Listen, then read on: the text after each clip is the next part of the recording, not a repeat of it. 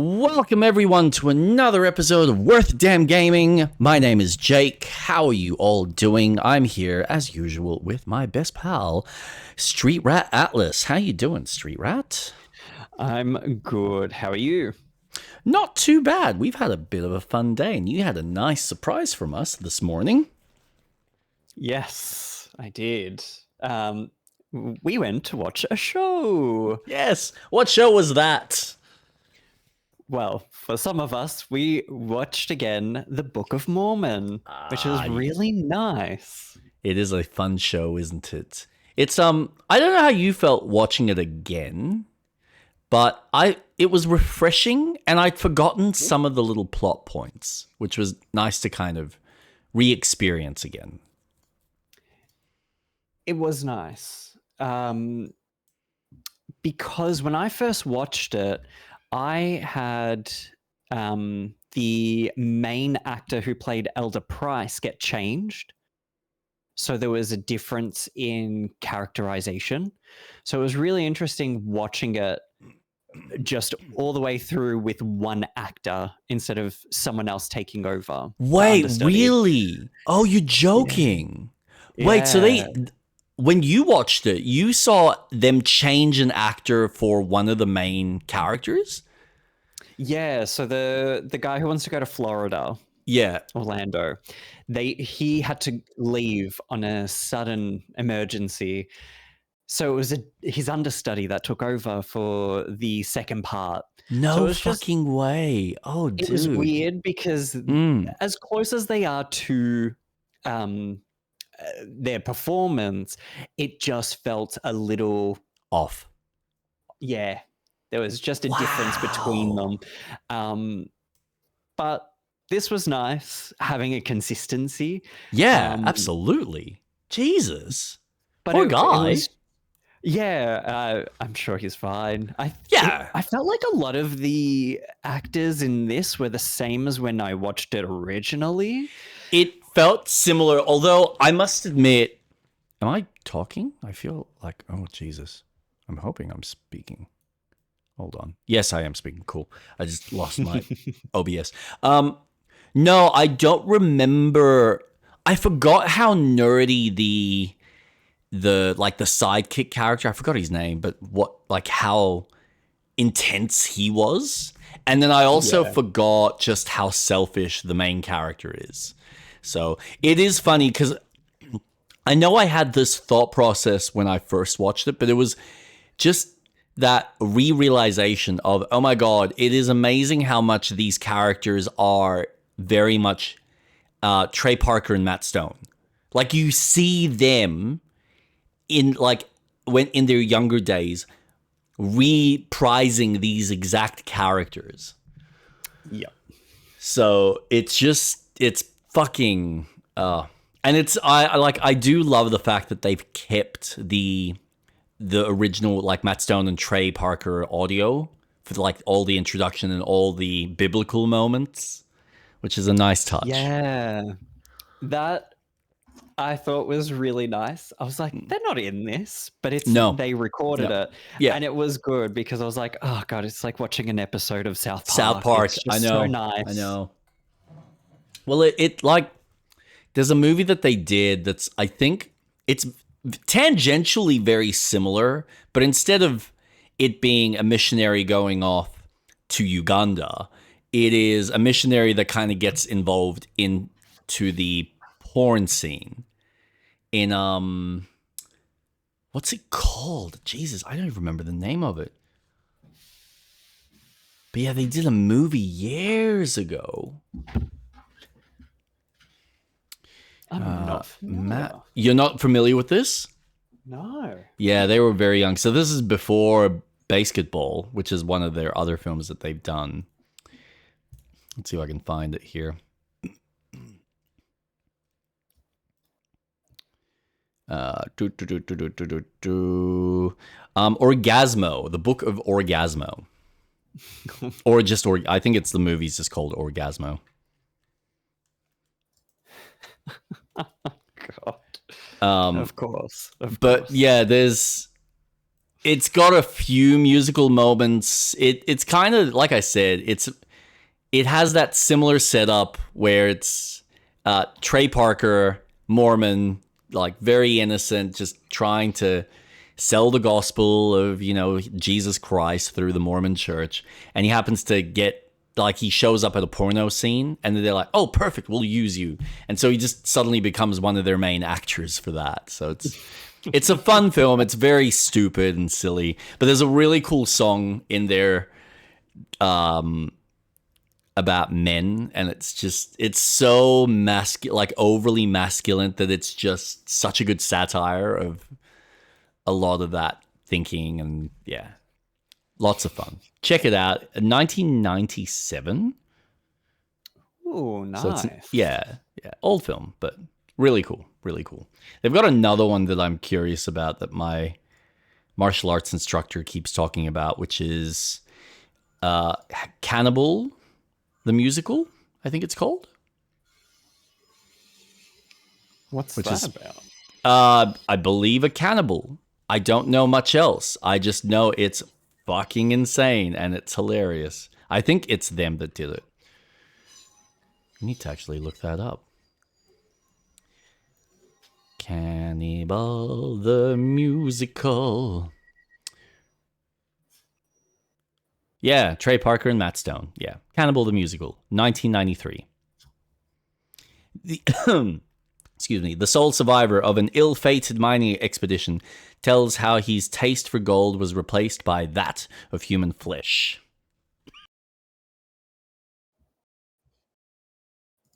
So, yeah, that's probably the other one I haven't seen. I've heard it's really cool, especially if you're someone who appreciates music, because they kind of play with some stuff musically. So, yeah, they've done some fun stuff. But Book of Mormon, check it out. It's currently playing in Melbourne here, so anyone who's in town, if you want a good laugh, takes really good poke at religion. And just society between white people and black people. Oh, man. It's so good. The dark humor just hits so well because I feel we don't have a lot of comedy that pushes the boundaries of, oh, I find that offensive. It's like, no, that's the point. It's a joke on being offensive in a really tasteful way. And it's so good. I really enjoyed some of the jokes and just the tongue-in-cheek between the views of religion and the piss on Mormon. I highly recommend. If you want a good laugh and you're into that kind of South Park kind of humor, the parody, dark humor, highly recommend. Well, this is what's fascinating. Even if you're someone who's not into South Park specifically, because I get South Park can get really absurd, but if you like anything that's very Monty Python-ish, I think it really does a good job of straddling the line of not being too South Parky. It's not overly Matt Stone and Trey Parker, but it is in a way that I think is more digestible for regular audiences, provided you love satire about religion and culture as well, because it does play a big part in it. What I found fascinating, and it was weird, because I'm so used to the cultural appropriation that a lot of studios and a lot of companies have had nowadays. So the introduction, where you've got the whole white cast, and when they're at the airport, and you've got a similar set of actors that are now playing the moms of some of these characters, and I'm like, wait a second. Yeah. Do they not have female actors? I'm sure there are female cast members in this. Why are they all? And then you get into Uganda and you're like, okay. So they save them for that. And then all of a sudden, it's amazing how much of a shock when you are seeing all the black actors working with the whites. And it's like, man, this is perfect. This is such a great kind of play with the casting. And yeah, lots of fun. Very inappropriate.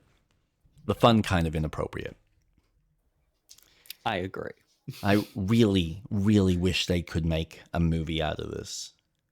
And I know Matt Stone and Trey Parker will never play these characters. They probably play like some of the other, like you'd have Matt Stone probably playing, say, the father, and Trey, Matt Stone maybe playing one of, I don't know, like one of the angels or something, and Trey Parker probably playing, say, the senior guy. That would work well. That would be so good. But maybe one day we'll see something. And my mom had a blast. Fuck. She was like, man, I was pissing myself and loving it. She's on board for that. But no, so that was fun. We had a bit of fun with that. Yeah. Anything else happening in your world? Jeez. Not in my world, just in the world of Pokepedia. How is that going? I haven't put it down. I'm thoroughly enjoying it. Good. So I've essentially unlocked all of the areas you can go to, inclusive of the sandbox area that you unlock. Okay. But I have not touched the fuck out of that because I'm like, you know what? Let's just focus on playing the story elements. Yep. The sandbox is something I can do when I'm in end game and I can start, moving the Pokemon that I discover through the story. And currently I'm just working on the what's called the tutorial island, and I'm touching up things. So I've made a substantial farm. I've now got the full line of the Charmander line. So yesterday I found Charizard, who's a rare encounter to spawn in a habitat, and I was like, oh fuck yes. Nice. I've got all three. Now I've discovered that you can set up an automation line so there's certain Pokemon that will naturally drop resources in their habitat. So Bellsprout will drop vines, and one of the event Pokemon that I have during this month drops Fluff. I have a Pokemon that has a skill called Gather. So there's Litter, which is any Pokemon that has the Litter trait will drop natural resources in their habitat. Then I've got a Pokemon who has a trait Gather, so it will pick up loose things on the floor, and I've set up a community box that it will drop them off into. I've now discovered that Pokemon can take things out of the resource box and sick. refine them. So they just do it automatically, so you don't have to actually teach them anything or get them to do anything. Correct. If you want it done faster, then you take that Pokemon and go, okay, can you go, like my Charmander line, I'll send them to the furnaces and go, okay, I've got my iron, my gold, my Pokemetal, refine it so I can get the ores into their ingot form.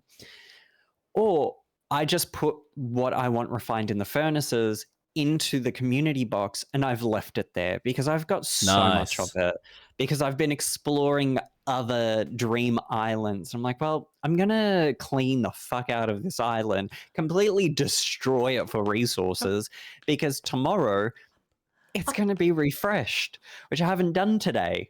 So it's good. I finished the story for the tutorial, the beach, and the volcano areas, and I'm currently going through the story of the last area, which just gives me more of the late game stuff. So now I can get elevators, so I can do multi-level buildings. I can do not a concourse, but I can get a zip line between different areas, so I can travel long distance. And Pokemon use them as well, so if they can't fly, they'll use that. How do the story elements work? Is it very kind of, I don't want to say generic, but very basic in the premise, where it is just, you just doing this, and oh, we need to solve this problem, so you're going to work towards solving that problem until it's fixed, and then it unlocks the next kind of mission or the next task. Essentially. So when you get to the beach, you are given, oh, let's get a Pokemon in to help us with this issue. And then the professor will give you a hint of the habitat and go, make this habitat so we can bring this Pokemon in, because it's said that this Pokemon likes this habitat. It's like, all right. Then you get introduced to a story character, or they're a story character for the basis of the town. Yep. Once they're in, you just do quests. So in the beach, you unlock Torchic, which is the starter fire Pokemon for the Hoenn region. And Meowth tells you, oh, we need bricks. A Pokemon with Burn can make squishy clay into bricks. So the game starts teaching you, oh, so there's a lot more to just the different abilities they've got. So now I go up to my fire Pokemon, give them squishy clay so they can make bricks, so then I can use it as a crafting material. And then I use that to then build, say, Meowth wants a flower pot because he wants flowers to increase his environment level in his house that he lives in. No worries.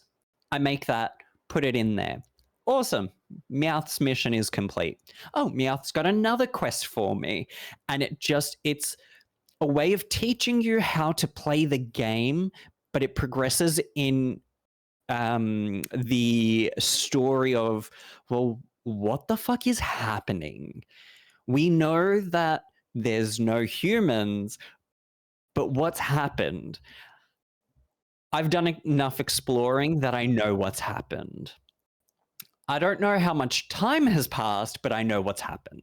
And it's a really grim story. I've felt really saddened by a lot of the journal entries that I found, because I grow attached to my Pokemon, and then reading this pre-existing storyline of characters that I have talked to in other games and just hearing their sad tales, it's like, oh, fuck, like, I would hate if this happened.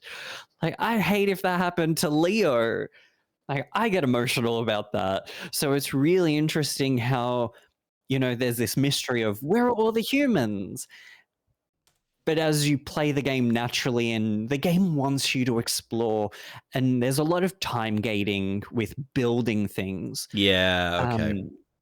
Which I don't have an issue with, because once you get to the final town that I'm up to, there's one Pokemon who's an engineer that lowers the build rate to 1 hour. So as long as they're building, anything that would be built tomorrow is built in an hour. Anything that's built in 15 minutes is built in 5 minutes. So it quickens the game, but to get to that point, you have to take time. And the game continuously tells you, cool, we're going to do this, explore, do things. Other Pokemon are around that need help them. Like, there's nothing that you can't do to help you just keep going. And if you don't feel creative and you don't know how to build a house, build a pre-built house and build in there, like decorate it. You're not good at decorating. Who gives a shit? The Pokemon are so easy to please. Yep. A Pokemon might want something hot. Okay, I'll put an oven in there. Now my Charmander and Charmeleon in my house are really happy because it's hot in there. Yep. It doesn't punish you. The only thing that it really does is the environment level can decrease if you do make an environment for a Pokemon not to their standard. Yeah, okay. But so there is an optimization aspect, but it's not so detrimental like other sim games where, oh, if you fuck up, now you've lost them for good and they're pissed. Like, it's not The Sims. Correct. No, at all. It's So good. I've unlocked a advanced way of getting electricity around the town, which I'm Nice. learning to fuck around with because I don't quite understand it. So now I'm doing trial and error with these items. So Yep. it's really fun. I've had a lot of my Instagram reels start showing me a lot more Pokepedia because that's what I'm interested in. So I've been liking Yep. and watching a lot.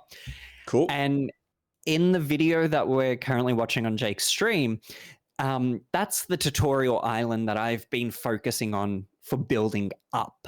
Yep. And I have watched people build an underground train system to get around to different areas. That's And I'm cool. like, I didn't even think of building underground and doing that. They have proper train pathways going down to the concourse and signs going, this stop is the Pokemon Center. Yep. This stop is my farm area. And I'm like, I love that idea. That is so genius. So Like a now I'm whole just subway thinking, system. yeah, this metro where, hey, Pokemon can use the minecarts as well. I've seen it happen. Yeah, So that's cool. if you have enough just individually placed around, you'll see a Pokemon zooming around on one, and it feels so alive. The attention to detail. My farming area just has my grass Pokemon primarily because they help me grow items faster. I've got all four of the growable seeds. So it's beans, tomatoes, wheat, and potatoes. So every time I need my veggies, so I can build some like a food source to increase my power ups, I can quickly go to my veggie garden, get what I need, head back home, cook the ingredients that I need, and then I'm sorted. But now I'm going to start building my little barbecue area near my garden so then I don't have to go back home to do it. I can just head. Just do it there. Yeah. So now I'm doing it in a way that, oh, I have all this area. I need to fill it all. No. I'm slowing the fuck down and I'm just doing little areas by little areas. So I'll expand on this area. If I don't like something, it's so easy to just be like, oh, I'm just going to pick this up and move it around. It's so good. You can place a pre-built house. You can then go, you know what? I want to relocate it. You pop down a sign. You assign 2 Pokemon to it. Takes 10 minutes. They'll take it down, and then you can then put that building somewhere else. And I think it's 10 minutes again.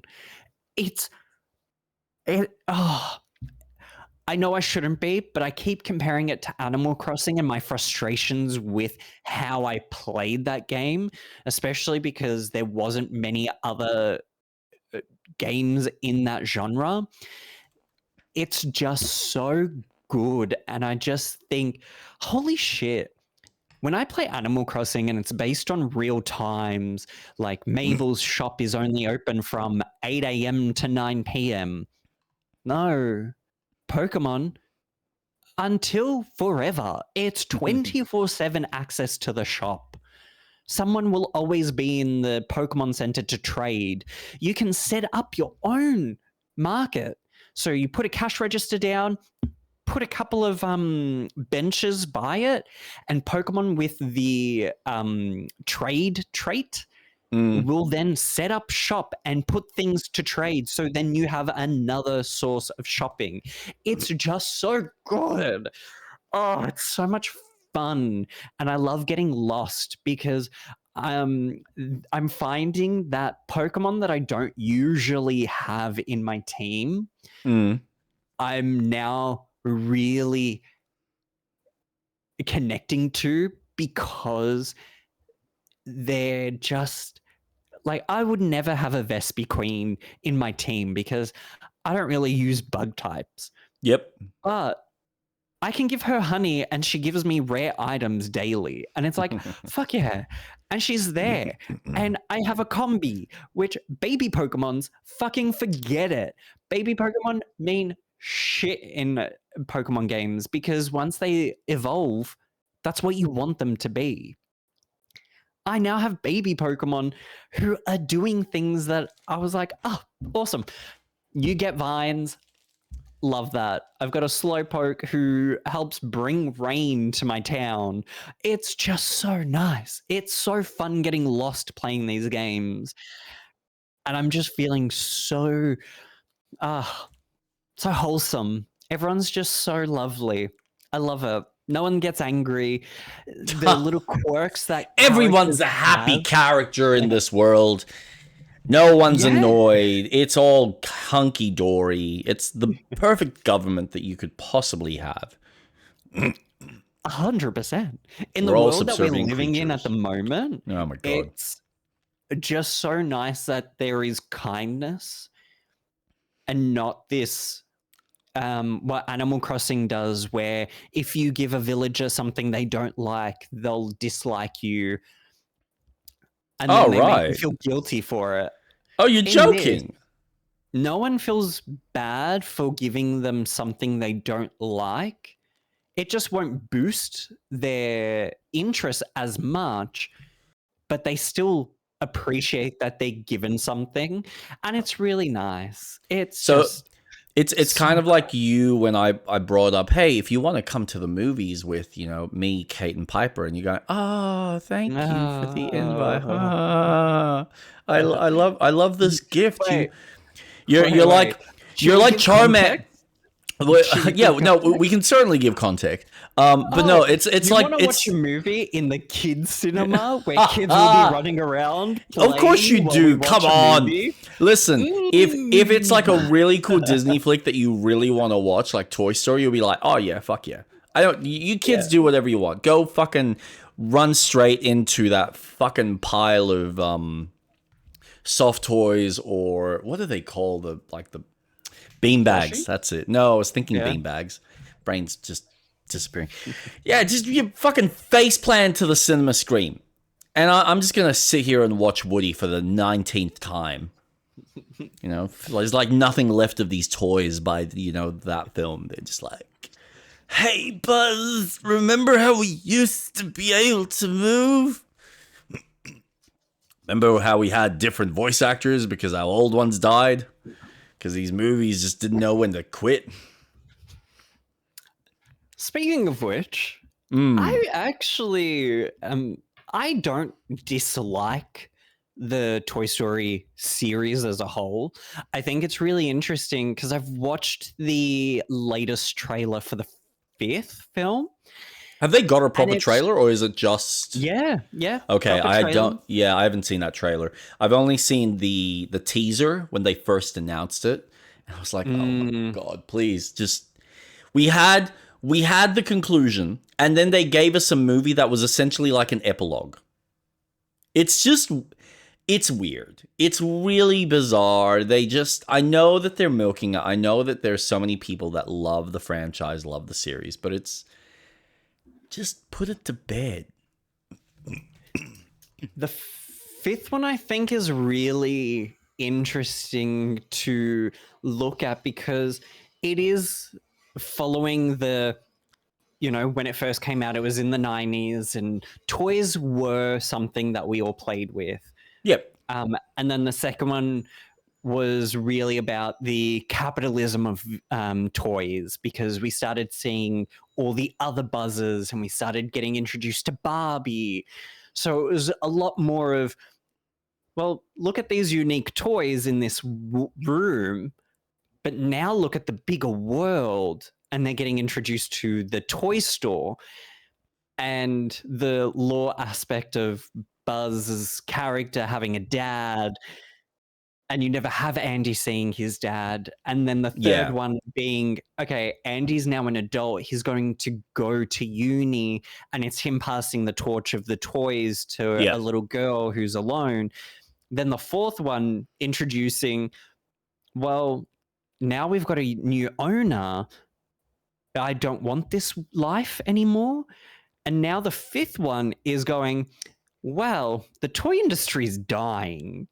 iPads are in. Yeah. So how do we communicate the destruction of a medium with the movement of digital media? So it's really interesting seeing Bonnie kind of push away her toys and want an iPad, or it looks like a leapfrog toy. So And looking at this progression of, well, when you look at the first one through to now, it's such a compelling story of the ages. And I really like this kind of direction. see, what you're telling me, right, based on everything you've just said, is that the ending of this one is Buzz and Woody and the rest of the gang are going to realize that, well, they're now obsolete in the physical space, but if we can find a way to digitize ourselves, then we can always live perpetually in the digital world. And so the next movie is all about them living in this digital world, learning how to mingle with all these digital characters, and suddenly they're catching up with Wreck-It Ralph. And then one day, the next film is literally the kid shuts them off, and they're never seen again. And that's where the series ends. I don't think that's what's going to happen. No, I probably think not. That's a with bit too Bo dark for Peep kids, and and they'll be like, wait, Woody- what? No, I'll never shut them off. I will always play with them in the digital world. No, Buzz, no, they're gone. No, we need to bring them back. Digital preservation for the win. And that's how we get all the kids' attention for digital preservation. This looks to be focusing on Jesse a lot more than Oh, yeah, that's fair. Woody and Buzz. Even though Woody and Buzz are in the movie, like all of them are in it, I think it's because Woody left with Bo Peep to help the missing toys or abandoned toys. Yep. They call to Woody and say, hey, Bonnie's now got a digital toy. We need your help. So I think it's more that the toys are then going to live a sentient, free life without needing to be around humans so that they can still enjoy life. But you brought up a good point. What if they do have a digitized version of the toys, like an app for Woody or Buzz, and it's one of those stupid free-to-play, free-to-premium games like Bejeweled or what's Candy Crush versions of those, because Disney has a fuck ton in the App Store. So it'll be interesting to see that element. But I really like it because it feels very relatable. Also, we're getting Incredibles 3. That's going to be my Marvel. Thank fuck, man. Like, it's amazing that it took them as long as it did just to make the fucking second one, which I don't even remember the whole story. I know it was kind of more around the wife, I think. I really enjoyed the sequel. I remember it was good. It is focused on the mum a lot more. Yeah. And I like that because the first one was very family focused and everyone concerned about Bob and him letting go being a superhero while living this new life of being just a family dad. But the second one is just, no, we're superheroes. We're going to be a family about it. But the mum taking that prime spot. So I'm looking forward to the third one because I love The Incredibles. I think what an awesome story. I love that series. So I think Pixar is doing an interesting job in their stories. And I haven't watched a lot of their more recent ones. Like Soul, I haven't watched. Soul I think I would love it because it's jazz. And I fucking love jazz music. Soul is... There was a comedian I was watching that was pointing out the fact that so many of their recent films have been so dark and depressing when you actually break them down into their core themes. And I agree with him. But Soul, I love. I love Soul from its storytelling because it's very different for them. It's very unique. I think what also got me, and I didn't realize it when I was watching, but then by the end I was like, there's something about this soundtrack that I really fucking love. And it turns out it was Nine Inch Nails. So I was like, oh, okay, now it makes sense. Like, I've only ever had 2 experiences like that. And this is the thing. I love Nine Inch. I've listened to everything Nine Inch. Their kind of work in the film side of things, I haven't had too much exposure. So they've got a handful of movies that they've done, usually more the smaller indie budget, that I haven't really listened to or haven't really exposed myself to. So I've never really listened to a lot of their compositions.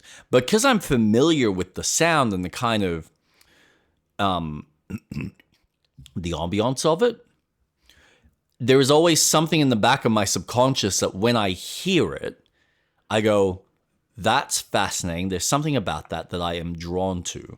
So Soul was one of those movies that I realized after, oh yeah, fuck, he did the fucking soundtrack for this. And then the other movie was the tennis film with Zendaya that I remember watching and going, Challenges? yeah. And it wasn't I'm like, man, this movie's the music's fucking hitting me. This is great. Like I'm falling in love with the movie because the music is just so punchy and so well in timed with the rest of the film. And then you get to the end and it's him doing like a brand new song just for the movie. And I'm like, no. And I start looking it up, and sure enough, through the credits, his fucking name pops up with Articus Rose, which is he's like second in command with the composition stuff. Fuck me. It's no wonder he got the gig for what's it called, for Disney, and now he's got the gig for Naughty Dog's new game. So Intergalactic? yeah, now you're giving me Nine Inch Nails with my favorite developer, and sci-fi. Just give it to me. Inject it straight into my veins. I know people are shitty about Naughty Dog because of their choice of making a female character that's bold. It's like, go fuck yourself. I'm interested in this world and this story. I want to see this character go down to this random planet and hunt down a bunch of like bounties. That's going to be fucking cool. So I'm excited for whatever this game is. Well, and honestly, it's a shame that I'll never get to play it. It ain't coming out on PC. Nope. Sony has made sure of that one, haven't they? So no, I am looking forward to that. But getting back to games, since we've now kind of scooted around, I've only KDC 2. Well, this is the problem. I haven't actually played it because the only thing I've really played is Planet of Lana 2. Okay. So I've I knew the KCD 2 was kind of going to get a back burner, and with Crimson Desert just around the corner, I think that's going to end up becoming my main meal, as it was, especially with the size of it from what I'm seeing, which we'll get into some of the discussion topics later about it. But I've been playing Planet of Lana 2. I've just finished it the night before. Kind of just powered through the ending because I was like, I know I'm close. It is a substantially longer game. So let me just pull up my Steam real quickly. This game, I gotta admit, they really took a step up in just not so much the art style, though there is a better variety of environments that you kind of go through, but the general kind of atmosphere through the game. And then they've added, like I mentioned last stream, some extra mechanics just to spice it up.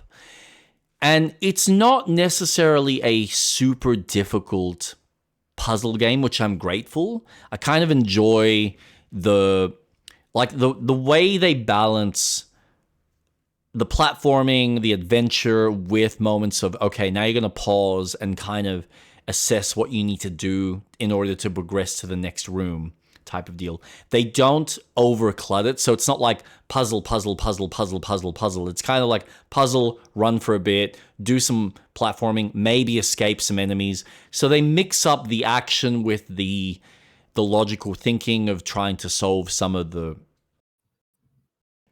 obstacles that you kind of need to get through. So the balance of it throughout the whole experience is really fucking cool. The storytelling in this, there was something a little bit off with the pacing for me in certain aspects, but once I got to the end, I went, okay, I know where this is building up to, and it does leave itself on a massive cliffhanger, which I am curious to see. I'm hoping that the game has done well enough to justify a sequel. I think it's worth it, but I'm very curious to see where they take it. Because it's not what I was expecting. And then there are some story points that now, in retrospect, after kind of chewing on it for a bit, I went, how much of this actually makes sense? And is actually, what's the word? Like, viable in the time frame. Like, there feels like there's a passing of time that's happened between 1 and 2, and it feels like whatever's happened between that time almost feels like it's happened way too quickly for one specific faction. So it took me 5.2 hours. So it is a little bit, it's 2 hours longer than the first game. Because again, first game I've done it in about 3 hours. If there are some puzzles you struggle with, it might take you 4 or 5. So again, 5 and a bit hours, depending on how good you are with some of the puzzles. And to be fair, I got stuck on a few. So I probably could, if I was doing it again, I'd probably get it done in about 4.5, I reckon. So again, decent length. It's not overly long. I think for the price, it's great. Like, I picked it up for $26.50, so it's not an expensive game. This feels, just from an atmosphere, I'm going to pop it up on the screen. But from a atmosphere standpoint, this game really does feel like Uncharted 1 to Uncharted. It feels like the Uncharted 2 to Uncharted 1. Whoa. Where it really just takes it up a notch in its gameplay, it's in some of its set pieces. There's literally a train sequence that travels through from like one location through a tunnel into like a whole nother location. So I will just load up. I don't want to get through. Yeah, we'll just load that up. I don't know why, but the first one, of all the games it reminds me of, there's a PlayStation 1 game that I never finished because it was fucking hard. Heart of Darkness. Yep. You know what? I'm glad you pointed that out. So I've been playing these games for a little bit.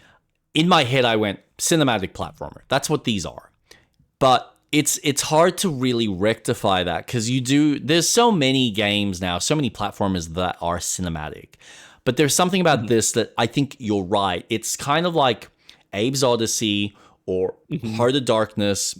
There's another title that was PC that you can get on the consoles now. I don't actually remember the name, but very similar where they're basic platformers with this really kind of interesting story that you're going through, and they're usually light on the action and the heavy platforming. So it's not fully a platformer like a Mario. It's not a full kind of, we're just going to give you puzzle after puzzle after puzzle.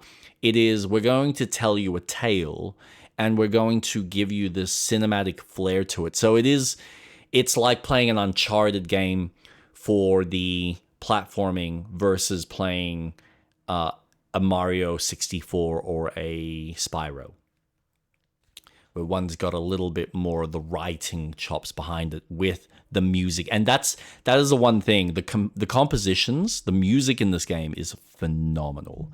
Like, it is, they're the kind of, it's like listening to something out of John Williams. Like, I swear I'm playing these games and I feel like I'm watching a Spielberg film from the 90s, where you get the use of the flutes, where they kind of like have that flutter where they go doo-doo-doo-doo-doo-doo-doo, and it all comes together. And then when you get the orchestra with the violins, the high violins with the cellos playing those like no no no no and it just comes together really well when you're platforming through these sections and you're jumping from these like airship to airship to airship, where you're going through these action set pieces, or even if you're just exploring a landscape. And again, like, you have those Star Wars flute like flutters where like something's like, you're exploring, you're adventuring, but it's the unknown.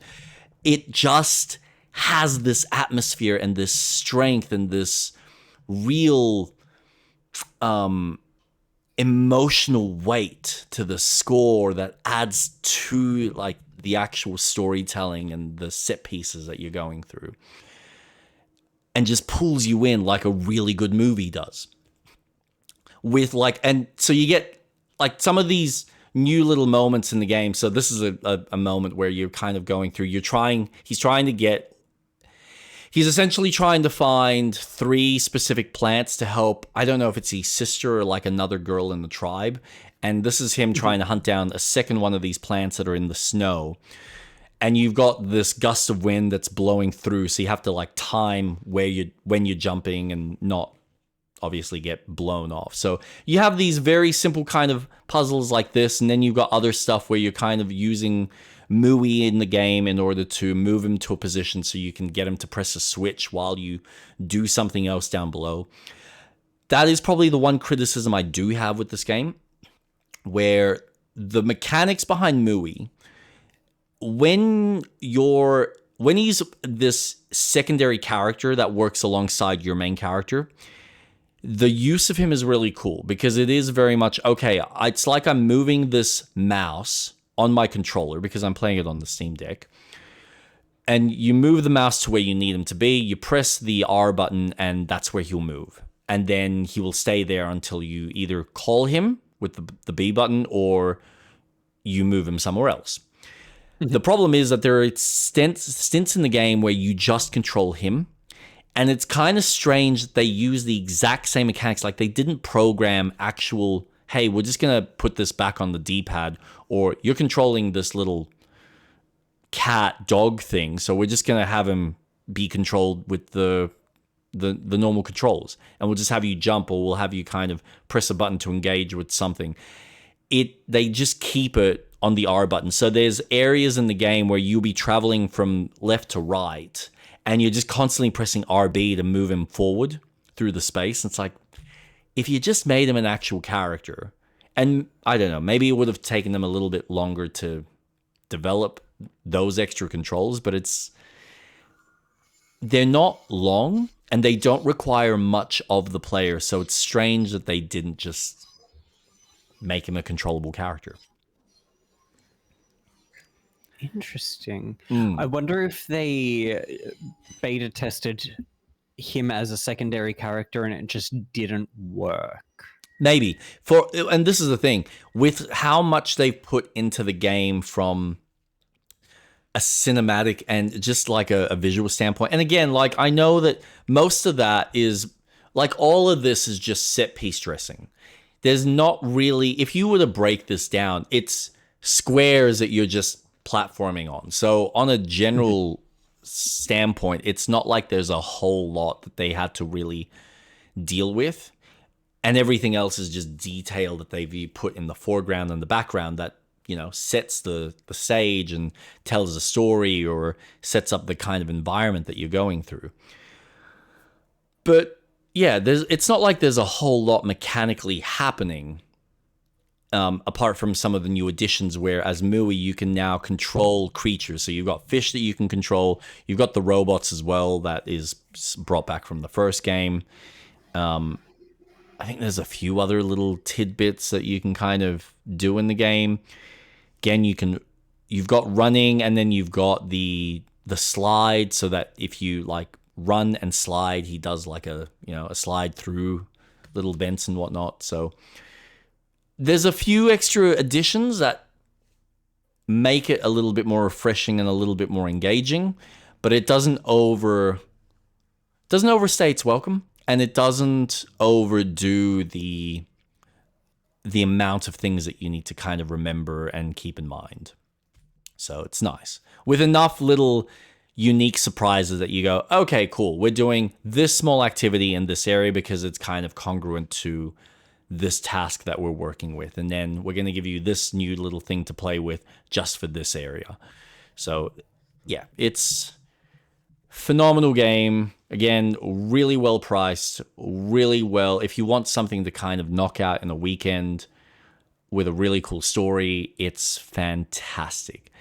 I would love to spoil it. I don't know if I should mention some of the things. There is a specific, it ties in really well with the first game, I must admit, in a way, and this is what I mean by the time gap. I don't know if it's long enough for some of the storytelling, but there is a character that's referenced in the first, but you don't really pay much attention, and then he's in the second prominently, and there is this one thing that you see that you go, I know what that is, I know what you're doing.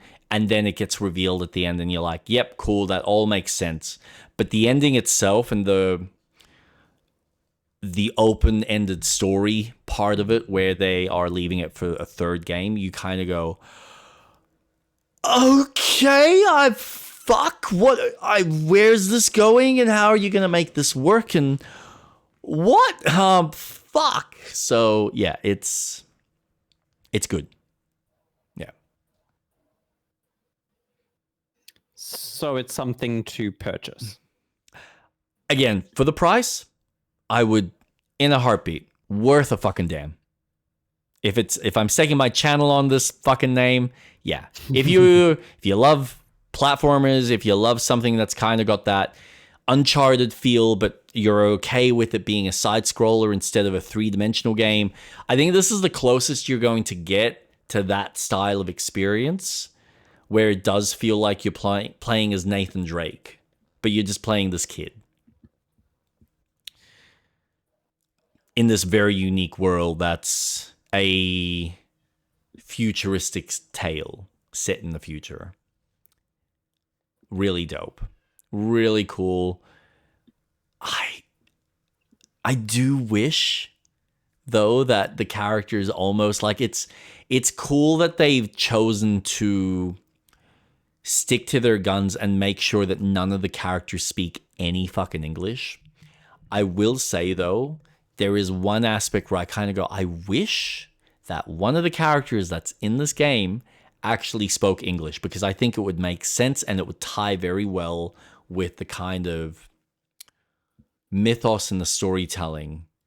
But they're choosing to make them all speak in this weird dialect that they've created for this world and for these characters, and it is cool. So there's a lot of open to interpretation with the story, which for some people that might not be what they enjoy, and they just want to be told exactly what the fuck is going on. So you're probably going to be off on YouTube channels figuring out what people's assumptions and guesses are based on things that you see in the environment. And then other people are just going to be like, well, it could be this, it could be that. I don't know. And that's kind of the fun aspect of it. So, yeah, check it out. Check it out. Okay. I mean, the first one's $2. This is my point. It's like right now they're on a good sale. It's not going to be on that sale for very long, but I think the kind of experience that it is and what it asks of you, it's not like, think of it this way. We're spending $20-$30 on a movie ticket for an hour and a half to 2 hours worth of entertainment. Mm-hmm. Even if it is $30, which is its normal price, that's still fucking good for something that's 4 to 5 hours worth of entertainment, where you go, you've given me really good production value even if it's a side scroll, it's really good production value. It's really good audio. It's really cool and atmospheric storytelling that lends itself to a lot of those Spielbergian style of films. You just feel like you're on this journey, on this adventure. I can almost visualize this as a movie, and it would play well as a movie. But the problem is, if I was to do a movie, I'd actually want the characters to not speak a fucking word of English. And that would never happen in Hollywood. And I would only have one character speak English, and that's not until the second game. So it's kind of a... yeah. There is... Oh, I will say, there's one moment in the game that broke me emotionally. And it is just me being a father. It hit in a way that I was just so fucking sad. And it ties back to the first game. It's, again, reference point to the first game. It's something that you see. It's something that you've experienced. And you go, oh, fuck, that's heavy content. And then you experience it from the past. And you go, oh, fuck me, that's really dark. And yeah, that was just like, I was in bed playing and my wife is asleep and I'm just like, trying to hold the fucking Steam Deck and just like bawling my eyes out as this whole thing is played out while the rest of the game starts to continue. It's like, okay, let's keep going. I'm like, but it's so sad. Yeah, so the only thing I will say, anyone that's wanting to play this game on the Steam Deck, 1 works really great. 2 works. There's no issues with it, except, and I don't know, I honestly don't remember. I'm not sure if I installed it on the SD card versus the main hard drive. I want to say I installed on the main hard drive, but the loading times were fucking long. That's my only fucking criticism the only like problem that I had. Other than that, no issues. I didn't think it would have any issues needing to be installed on a hard drive or an SSD. No, for some reason, at least if I did install it on the memory card, it was just whenever you load to you'd go through a sequence and it was loading, you're just watching the little animal creature, which is the loading screen. It's just like going and going and going, and he's running for like a minute and a half sometimes. I was like, this is unusual, but okay, cool. It's just what it is. But I never had any issues with the game, so all right, cool. No worries. Might have been an optimization thing, might have been something else. Again, there might be so many things that they're trying to load from the foreground and the background that it takes a while to have that most of that set piece kind of set up. Yeah. I just didn't think it was that demanding for it to load so much. But yeah, you could be right. It could just be the foreground and background having so much information and detailing everything in that instance. Pretty much.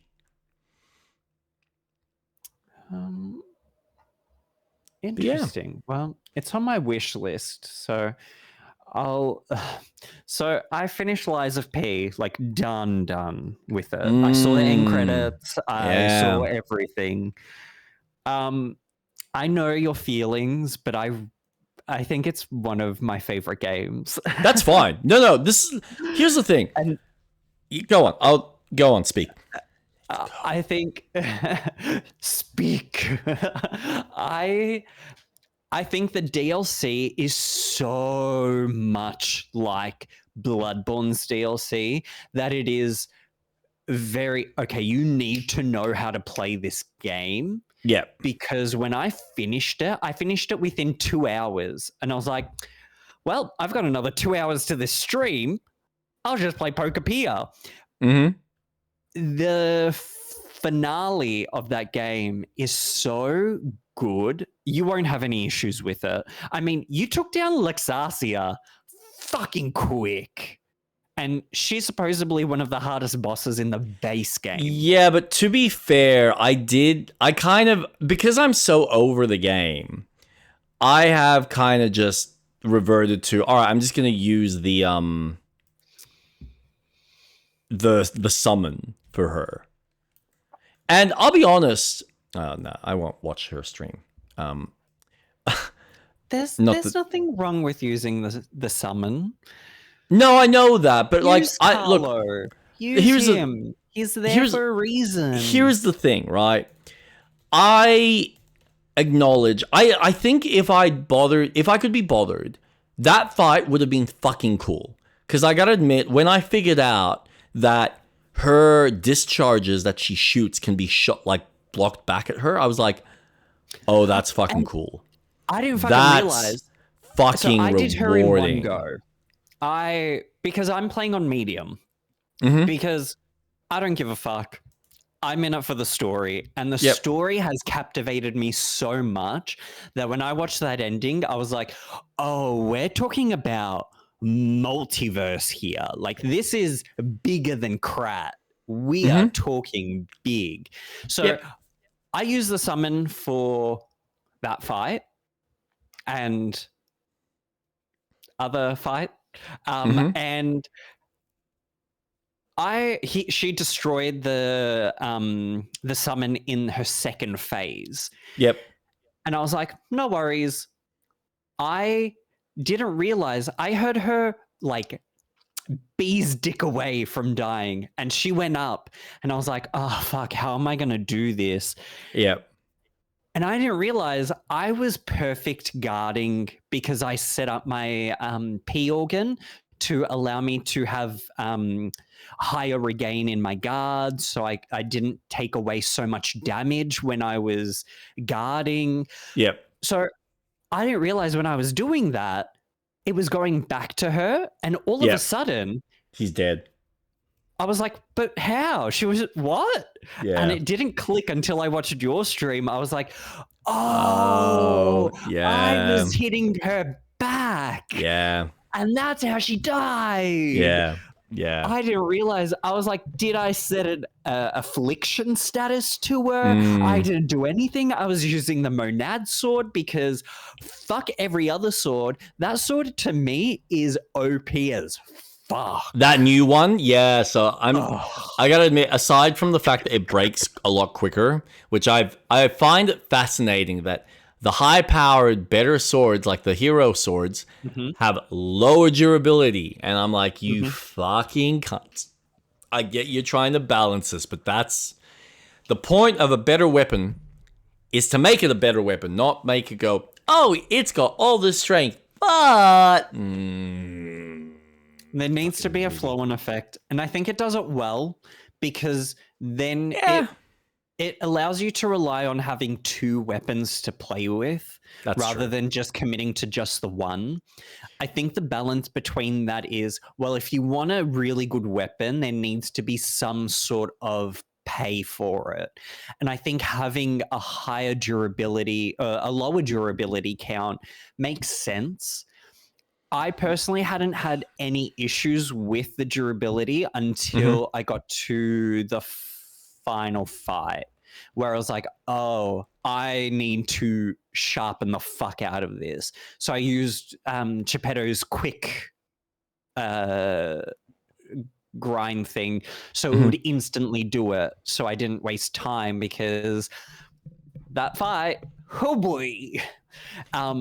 But I really enjoyed it, and and it's a shame that you are not, because it's such a fun game, and I've realized that each weapon has a different timing on their guard. Locks. Yes. Yeah, I found this out a couple of weeks ago watching a YouTuber's video, and I was like, oh, okay. So, and it does then add some credence, but this is my other issue, where I'm not using a heavy weapon. I would understand if the heavy weapon had a longer time frame, or a longer kind of, between a guard. I'm using a basic standard weapon. I feel like the guard should be pretty consistent. And yet I'm now starting to feel like the new weapon I've got has a better guard system to it. So I go, yeah, there is something about that I'm noticing now that I go, okay, I was probably using the wrong weapon for me, but that's still annoying that there is such a difference. And I mean, this is something that I guess Sekiro, if it was doing a sequel and it suddenly added other weapons, it would probably be playing with that type of system, maybe, or it'd play with something completely different where it would go, all right, we'll let you guard with this weapon, but you can't guard with some other weapons, or, you know, it'd be a basic block, but it's not necessarily going to break their stance the same way. I don't know. So it's kind of the tough thing with this game, with just certain ways that it's had to balance itself, and like the weight system. I get frustrated by the fact that the rings themselves weigh so much and they have such a variety of weight. Because I kind of do look at the rings and I go, man, even the Souls games, I get that the rings should weigh something, but they shouldn't weigh that much. Your armor upgrades or the various kind of attachments to your body, sure, have weight, but the fucking accessories? Fuck no, they should weigh peanuts. And then when I'm having to use a specific ring and suddenly it's increased my percentage by like 4 or 5, I go, the fuck are you doing, game? What the fuck? So stuff like that just busts my balls, and I kind of go, nah, everyone's eating up its ass. I get that the story and the world building is cool. I think all of that is great. I think the boss animations and the boss designs are dope. They just need to fucking change some of the timing. And if they want to have a harder difficulty, add a harder difficulty. But as a base difficulty where, and this is my problem, the majority of the enemies you fight and mini bosses and whatnot are perfectly fine. They are perfectly tailored. They have a good amount of damage that they do and a decent amount of health and whatnot. And then you get to the bosses and they just feel like sponges that hit like trucks. Until you get the exact fucking timing on the blocks where everything is fucking spot on. And I go, that's not fun for me, because you're not making it fun for a first timer unless you are dropping the difficulty from normal to easy or super easy or very easy, however they've written it. Because that's essentially how they've written it. It's normal standard difficulty, then it's easy, then it's very easy. Okay, well, and maybe that's an Eastern mindset. I don't know. That seems to be, I mean, a lot of these Eastern games have that kind of attitude where this is what we consider normal, which is hard. And then, oh, we've added an easy mode for the people that want to learn it. Yeah, I'm at odds with how the developers have chosen to balance the game. And I acknowledge that I think I'm a minority in that aspect. I think a lot of people who love these types of games eat that shit up and are perfectly fine with it. But for me, it was just like, no, it's too much for something that's meant to be a standard action game. And I get you're trying to make it tough and challenging, but it sometimes doesn't feel fair when I'm noticing the difference in the animations, when your timing is so tight and I don't know whether to block the body or the arm or before the attack swipe happens or as the attack swipe happens. Like, it's just when I'm required to pay attention to that level and you're hitting me as hard as you are, I've lost interest, because now I don't feel like it's fair. Now I just feel like it's cheap. And that's very personal to everyone. So everyone's going to handle that level of the depth and detail differently. Some people are okay with kind of going, okay, where exactly do I need to block? Do I need to block at this point or this point? And they're happy learning that, and they're happy to go through that whole process again. I am just not into that. And like, I think the other thing as well with the boss designs, when they've got like a two-phase fight, it just feels like forever to get through them. There is something about Sekiro that I enjoyed repeating. Like, Genichiro is a perfect example where repeating them is fantastic, because when you're doing well, you're rewarded by the fact that you're actually going through the boss battle quicker. So the better you get used to the kind of cadence with the boss battle, the easier it is to kill them until you get to the next phase or the third phase. Whereas this game, I don't feel that sense of like accomplishment and improvement. I don't feel like if I've learned the first phase of the boss that I did recently, I don't feel like, oh yeah, it's now become easier and quicker for me to get through this portion of the fight. No, because the time to kill her is exactly the same. They still have the exact same amount of health that I still need to get through in order to get them down. And even though theoretically they might stance drop quicker, it doesn't feel like it makes that much of a difference, at least for me. But again, that might be the other point that you made, where it's, well, you need to respec yourself differently. Okay, and that's fair. But it also feels like that's more effort than I should be putting into the fact that I am building a A-B weapon as opposed to just one or the other.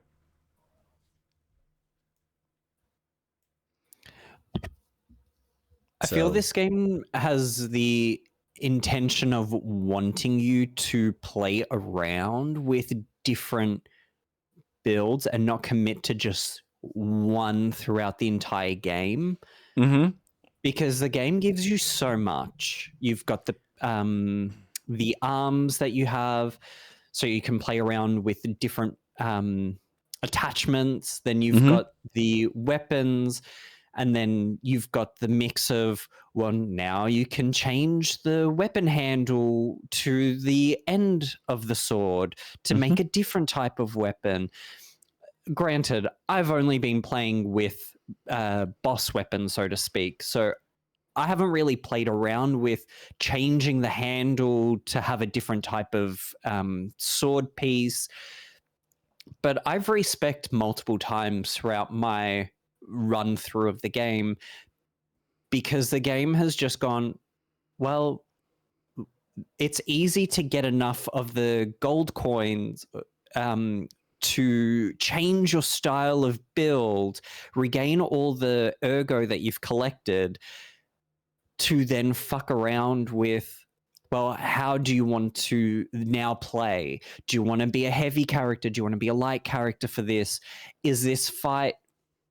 I know that it's probably not the type of traditional Souls-like game, because it's not until Elden Ring where we got respecking. And even then, I've always wanted Bloodborne to have respecking.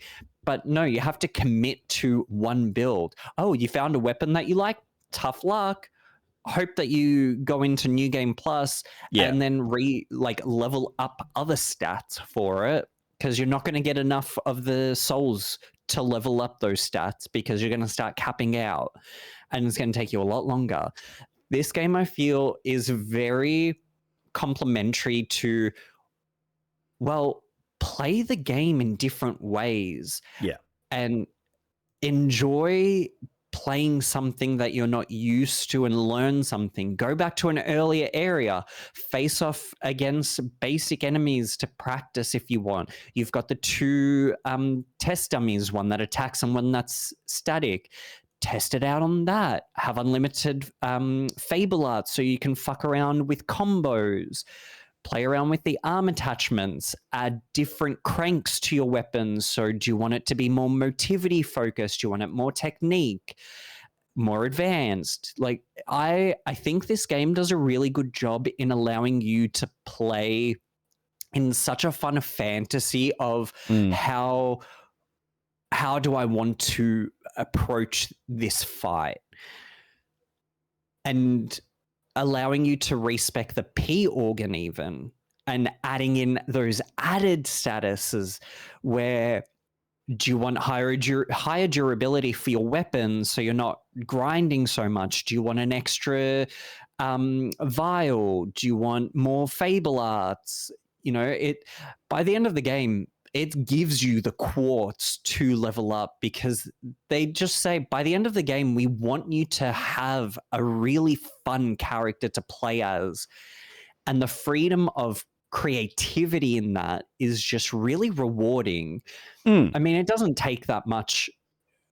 Well, I say it doesn't take much, but I'm sure there's a lot in the back end to say, oh, okay, we need to wipe the stats of this character, start again. And to wait until Elden Ring to have, 12 opportunities to do that? And that game gives you a lot of fucking weapons that are really fun to fucking use. Yeah. Not to mention the DLC just adds even more. Yeah. But it's just nice to have that choice. Yeah. And I think that's why I enjoy this game, because at no point did I feel that I was locked behind, oh, I've set my stats to this one weapon, I can't use anything else, but I found this really cool fucking bow and arrow introduced in the DLC, but my build's not built for it. So I guess I just have to start a new game plus and play the whole game again to then finally be able to substantially use it. But even then, I or go through myself. or like go through majority of the game until you get to that piece of equipment to then go, finally I can fucking use this thing. Yeah. But even then, you can set a crank to that weapon. So if it's more motivity based, I can change it to more of a technique based crank. Yeah. So then my technique build suits that weapon.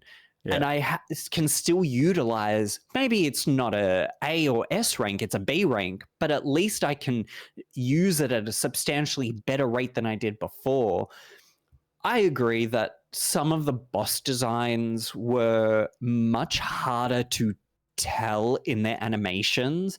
I think the fucking swamp monster broke me a lot more than what it should have. Yeah. And you're right. I think for the sequel, they need to work on arenas much better for what the boss is going to be. Because, fuck me, the DLC offers space in your fights. Yeah. Same as the last act of the game. But there's certain bosses that are so tight for what the boss is, and it's like, you need to allow me to breathe. Fuck Alakino. That guy, when he does his super attack in the second phase, holy shit. Yeah. I was fucked. Well, that was incredible. That was one of those things that I tried dodging, and it wasn't until I watched that video that I went, oh, I need to be right on the edge for me to run around and dodge most of these attacks. And what was fun for me was, okay, when I first attacked him, and I watched my replay video, and I was looking at the animation for the skulls that he's shooting at you. And I'm like, okay, is this supposed to be like the pairs that shoot? Am I just defending against a pair, or am I defending each one individually? And I swear, sometimes it would be just the pairs and it would work fine. And other times it was, no, you have to do them individually, depending on how they're spread out and depending on where they're firing from. And I go, well, that's a bit fucking bullshit. Because the timing on the blocks isn't that fucking tight. It's not like Sekiro, where you can do that kind of block, where you have enemies that kind of go, we're going to just go ding, ding, ding, ding, ding, ding, ding, and you just go tap, tap, tap, tap, tap, tap, tap, and you block everything perfectly. Like, it doesn't have that level of smoothness and that level of responsiveness. Yeah. So I will agree with you. And this is something that I have always felt with the Souls games. It's always been annoying that I've gone through, and it's not been detrimental. I've gone, well, no, okay, I'm choosing to be a strength build. Cool, I'm going to focus on my strength. That's fine. But I always felt annoyed that the game never really gave you enough resources especially of the very last resource you needed in order to level up a weapon to its max. I always felt that rule was fucking stupid. And it was solved in Elden Ring to some degree, but even then they kind of limit how many of those stones you get.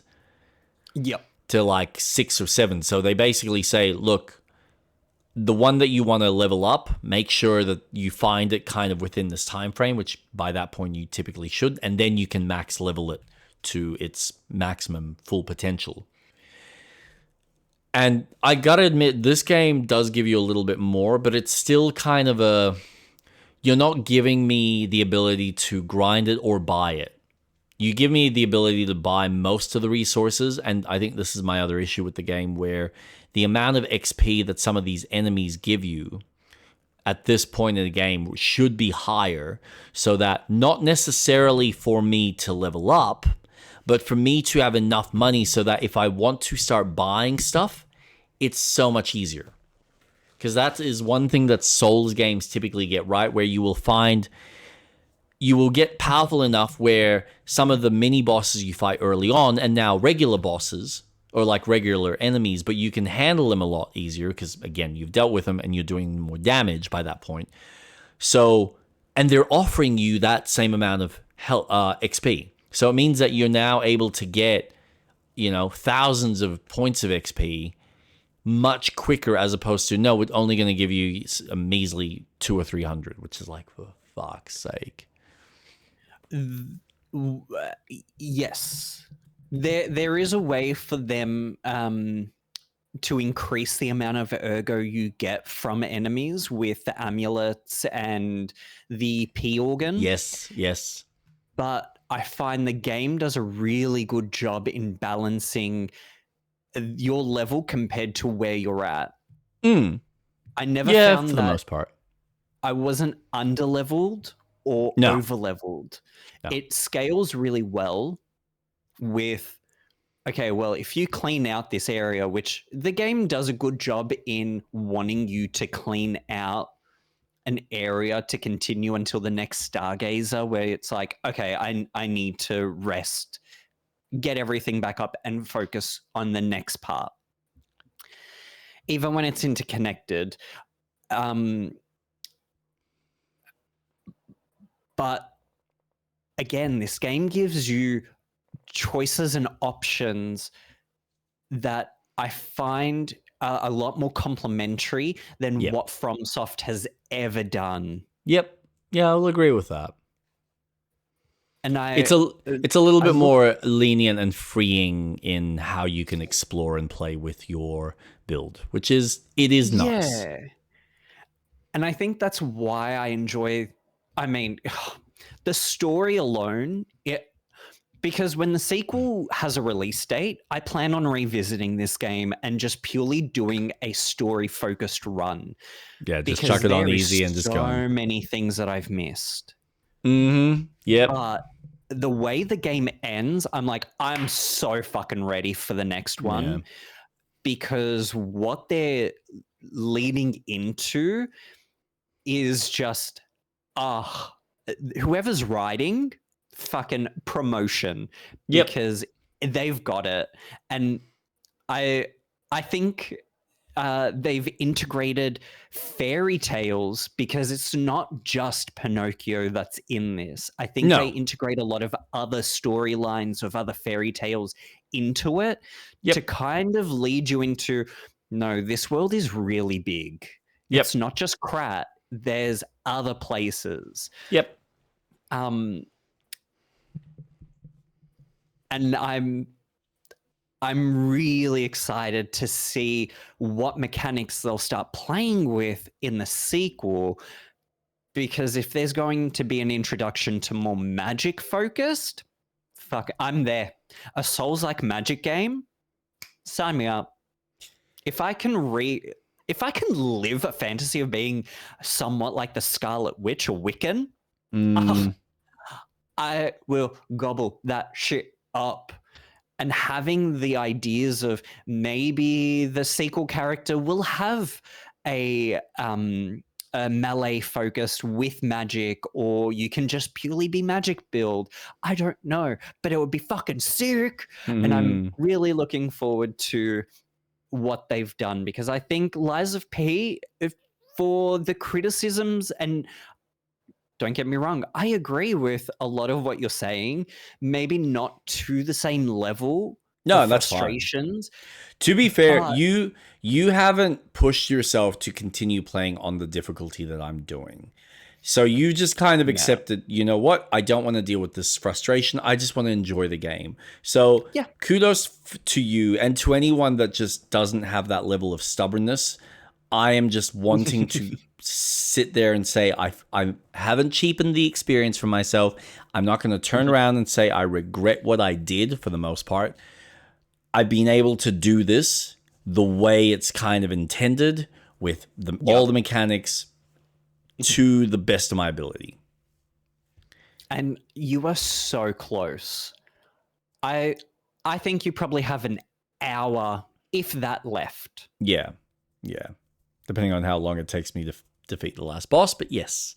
I don't think... I honestly, when I played it on the medium difficulty,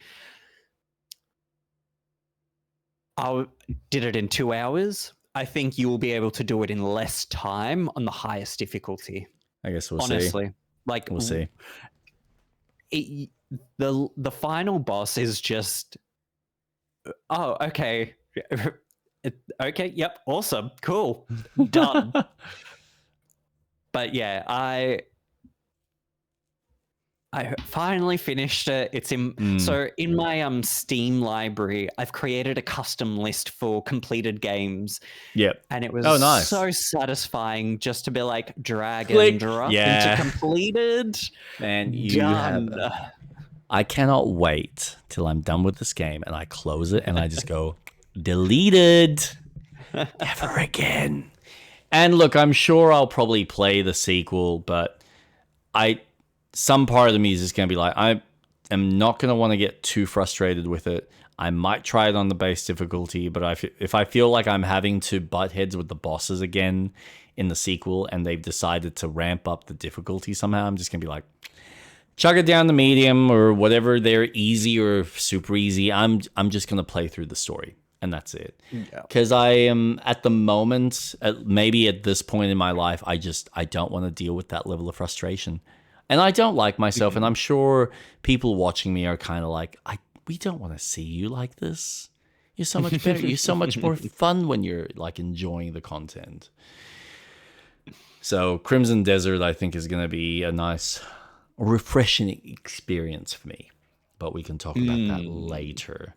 I am, as we've discussed, I am close to finishing it. I'm basically down to the end of the base game. I think it's just the last little run that I need to do. I still can't open that door, though, where the swamp beast is. So that, unless there's like another opening or something else that I missed early on, that gate hasn't opened.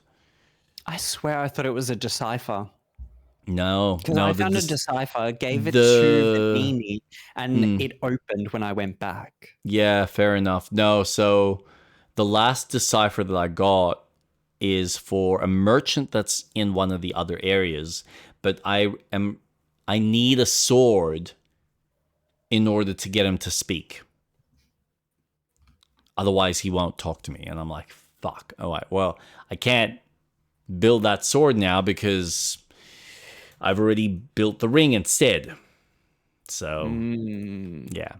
So there's a couple of things like that where I go, fuck, you have really, in a very clever way, designed the replayability aspect.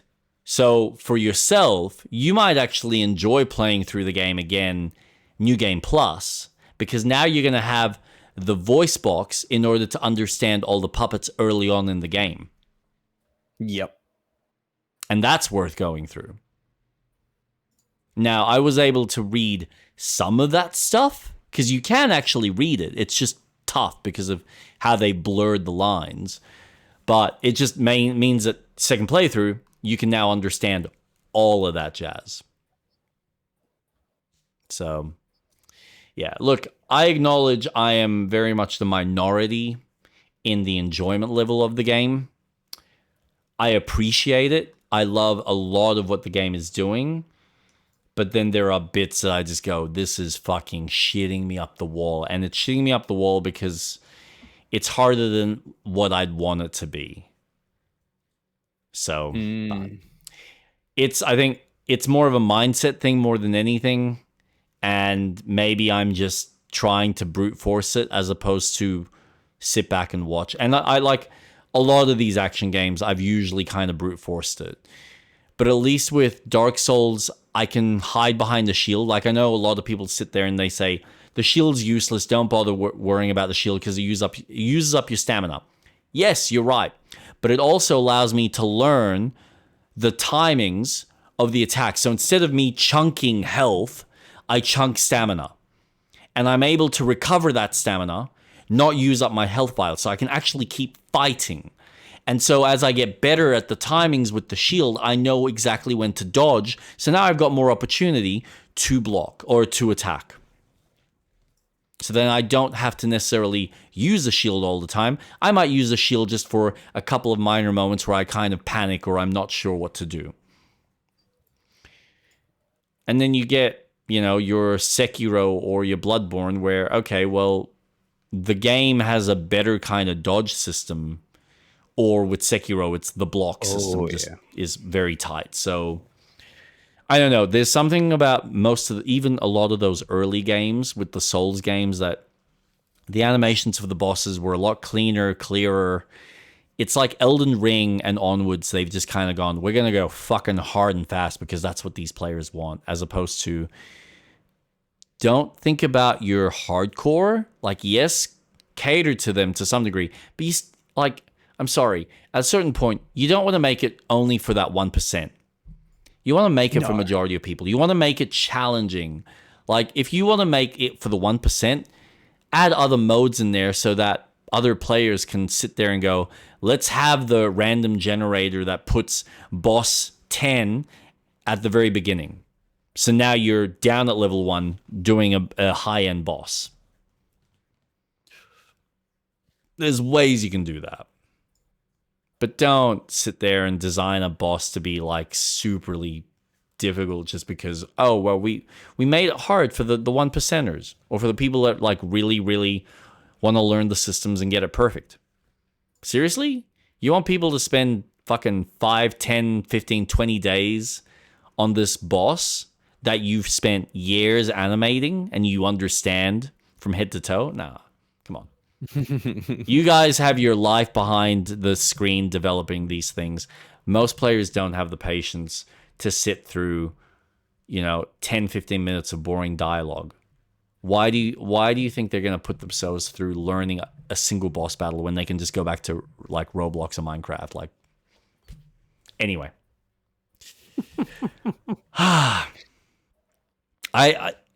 I will keep venting otherwise because it's just the level of difficulty with certain games can get so fucking stupid sometimes. Like, some of these developers just go, yeah, look at us, we made a really hard game. Yeah, and how many people are playing it? Oh, fucking 2. Nice, enjoy. I hope you enjoy your fucking fan base of 2 people. So, the not too much in gaming to talk about, which I think kind of works. Yeah, I honestly, I'm actually kind of grateful. It's probably going to be a more quiet night for us. For me, so just for anyone listening, I have started a new job working for I'm basically a wholesaler for an air conditioning and refrigeration company called Bayer Ref. It's a really big company. It's kind of across the globe.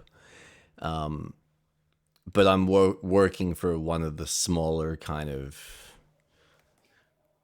parts of the company.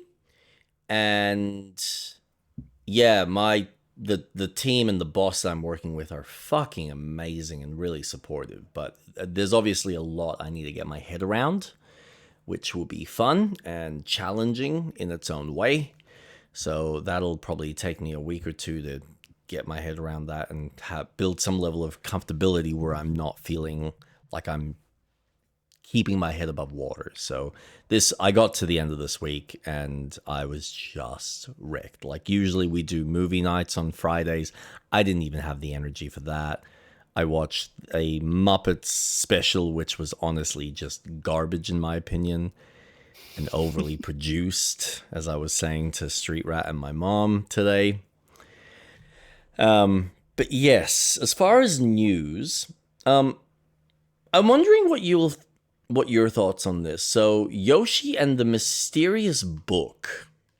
So Mario Day happened a few days ago. Yeah, okay. Before you continue, what the fuck, man? Nintendo is on another level this year. Like, it's just ever since. So I just have to say this, right? I know I'm not the biggest Nintendo guy. But I look at them right now, and I look at Sony, and I go, you guys need to be doing what these guys are. This is insane. Every week, there is Nintendo something. has been doing this, every no, not they like have this. been consistent. Not like they have been consistent. Consistent, yes. But this year, it's like they started the year, and it just bang, bang, bang, bang, bang. Here's some new content. Here's like stuff from our third parties. Here's more new content. Here's more stuff from our third party. Like every week has been something that they're just celebrating, that they're advertising, that they're putting for. It is on another fucking level.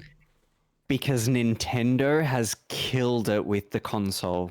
The Switch they really fucking what saved them. Oh my god. The fact that you've got launch titles, but them going back and saying, hey, some of our old titles on the Switch, we're going to update them so that they're accessible. And we're going to add more content to it so we can justify charging a small price for an upgrade. It can still run on the Switch too, but if you want extra content with it, you can pay a little bit more and it will then run really well on the Switch too. All the third-party support that they've had, I'm sorry, The Witcher 3, Skyrim, incredible. Cyberpunk 2077, games that I would never think to be on a Nintendo console. Yeah. The GTA trilogy games, I get it. They are not the best ports because the team that worked on it used AI. I get it. But we're getting games that I would never think would be on a Nintendo console that is primarily focused for children. But Mario Day happened March 10th. I was a little shocked that we only got 3 things from it. One being the final trailer for the Mario movie, which I'm very excited for. I'm not watching that trailer because I do not need to see any more of it. But yes, continue. It's more Mario. It's exactly what it needs to be.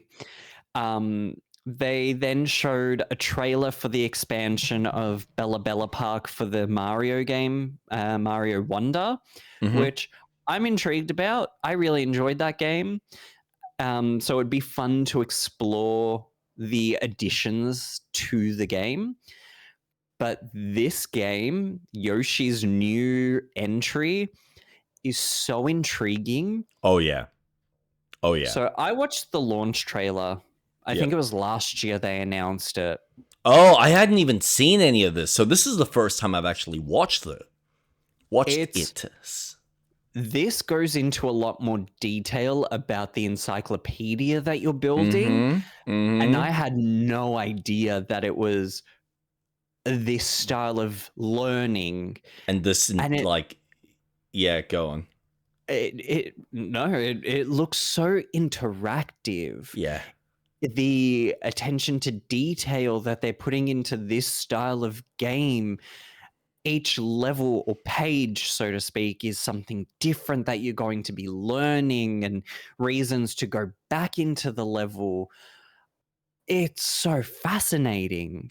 It's not what I pictured this game to be when they first announced it. No, And no. this looks so chill, so fun. You're right, Nintendo's releasing bangers after bangers. And this, to me, I'm excited for. Can I just Because, say, mm, there is, so after seeing this, there's something that just stuck in my head where I'm like, have they finally gotten someone in there behind the kind of like the head of development, where the general shift in design philosophy has just been refocused on this more creative aspect? Because I feel like ever since Breath of the Wild and even Mario Odyssey, most of their games now have all been like, you've got the platforming side, which it's almost like they just have gone, look, we've nailed that. We know exactly what to do. We know how to make a solid platformer for the most part. And even if, the teams move on or the old guard kind of die off, the younger generation have had some of those general philosophies ingrained in us. What else can we do? And it's like this new generation is coming in now, and we're seeing this fresh level of creativity where it is all about systems. So we have a standard platformer. It like none of these games play like any of the old stuff, and it feels like we've got a whole new generation of Nintendo that is inspired by so many of these like creative type endeavors. I think Breath of the Wild was the turning point How are you because impulsive, by the way? I'm Impulsive, you sorry. missed out. We got to a circus Yeah, you. and Oh my god. Jake and I split off. I got teleported to face dinosaurs, and Well, no. Jake had to For deal okay. with. Uh, Before all that, first we had the bar. Well, no, it wasn't a bar fight. It was the guy on the street who wanted a couple of fucking squatters out of his home, out of his rich fancy home, which I and pissed guess him who had to off. come and save Yeah.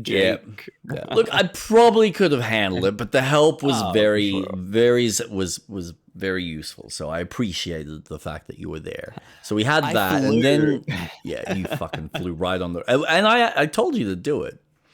And then yes, we It's a went to the great circus. advantage. We went to the circus. I had pissed off the clown on the stage, so I got to see all of that. And while I was dealing with that with Karlak by myself, Street Rat was off in some dinosaur world because he pissed off a genie. No, that was the jackpot. That was the Oh, prize. The that was legendary the sword prize? at the end. So Yeah. he just goes, okay, you can have the sword, but you gotta go through fucking Jurassic Park. Yep. Jesus It fucking was Christ. honestly that's the kind of adventure that I was expecting.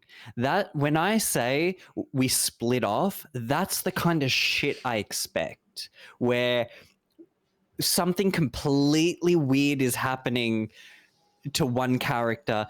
And to be honest, I should have turned into Gale to help you in that fight. I didn't even think about that. I was Oh, so that is true. focused on where I was that Gale was still in the circus. Yeah, yeah. Well, no, and I walked past him and I'm like, this guy's just fucking standing there doing absolutely nothing. He's useless. So yeah, that is fair, but also yeah, I appreciate the fact that the game does offer that. It's nice that we're finally we're at that point from a level perspective where we can sort of semi comfortably do some of this stuff by ourselves and manage it. It's not Mhm. 100% perfect, but it's manageable. Yeah. The trident is amazing when you throw it, it comes back to your hand.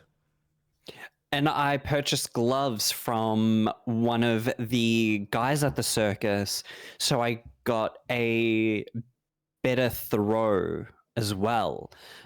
So that's going to team up really well with the Trident because I've got it equipped and it's a Thunder Trident as well.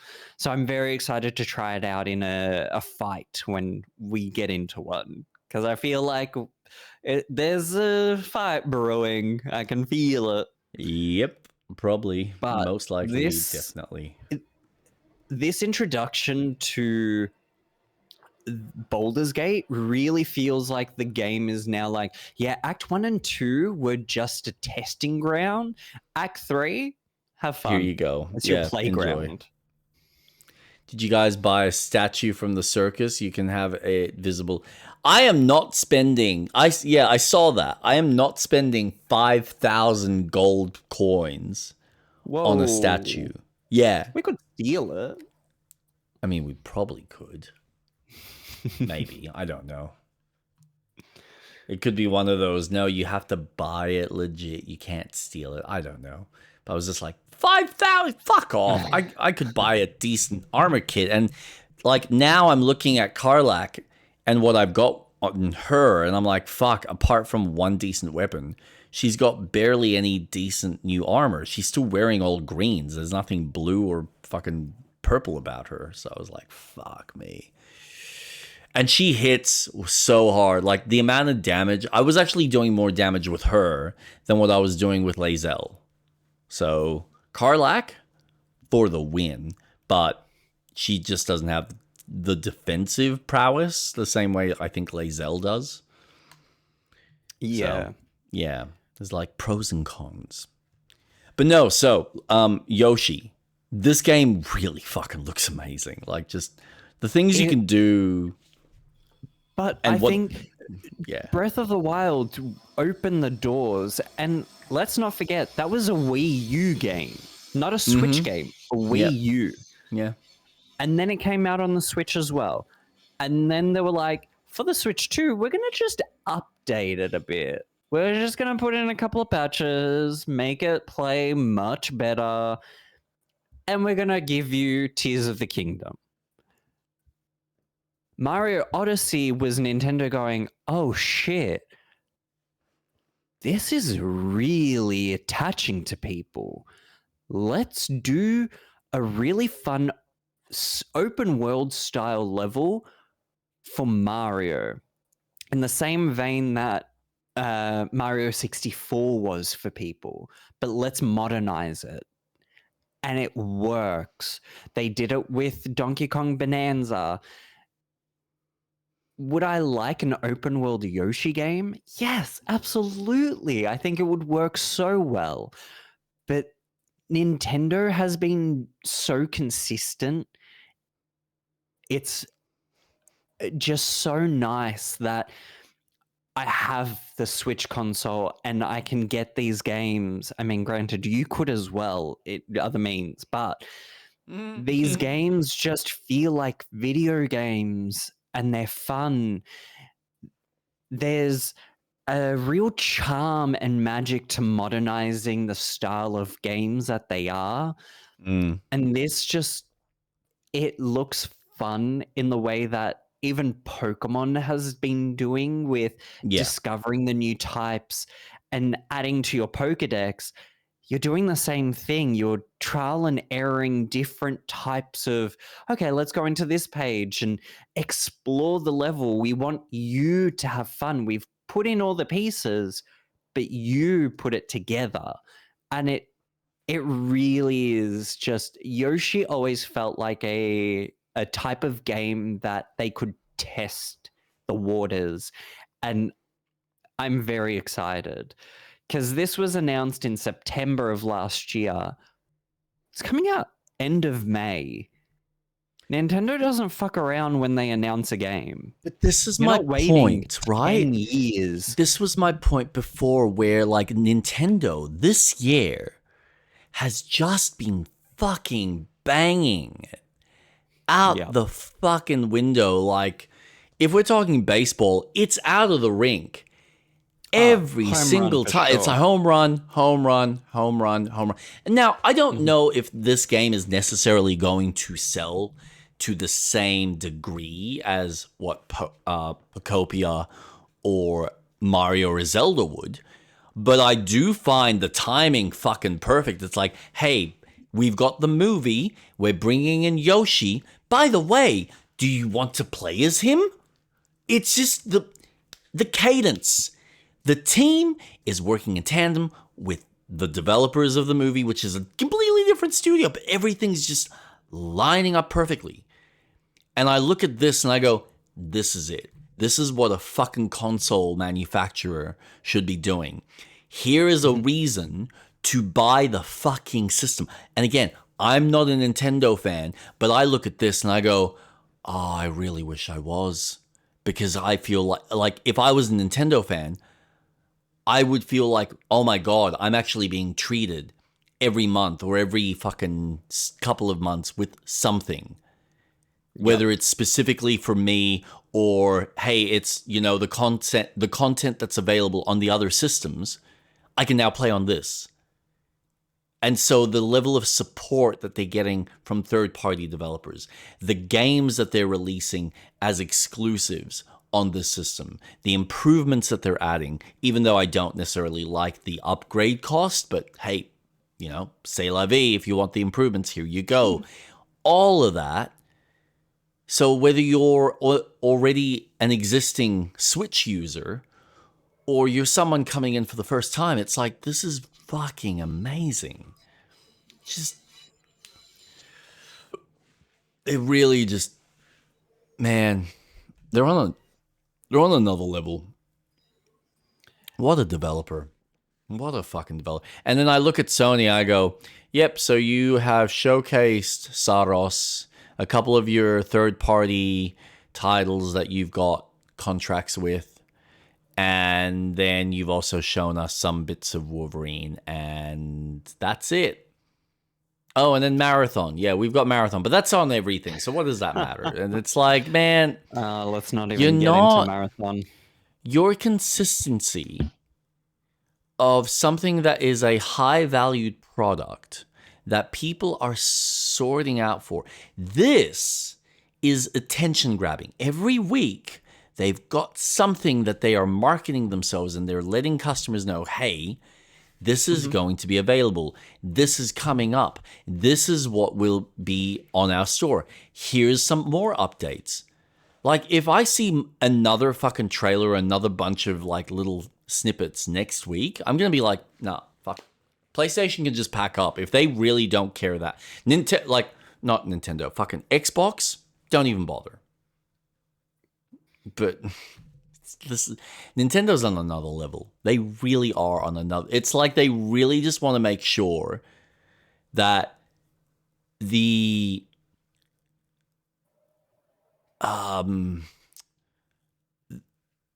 what is the word I'm looking for here? Like the awareness is constantly on them. Yep. They are just stealing the spotlight every time. And any time anyone tries to kind of go, okay, so we're doing our thing here. Yeah, but Nintendo, we're never going to... It's like, despite whatever it is, Crimson Desert, GTA may come out. And Nintendo's is kind of there. It's like, yeah, don't forget about us. It's really amazing to see a company that's putting in so much effort in valuing the customer and offering them something, anything, unique or otherwise. Like, it's, yeah. I've always felt that way about Nintendo, and it's one of the reasons why I've remained more heavily towards Nintendo and moved away from the other consoles. Because I think I've had every handheld console that Nintendo's released since the Game Boy.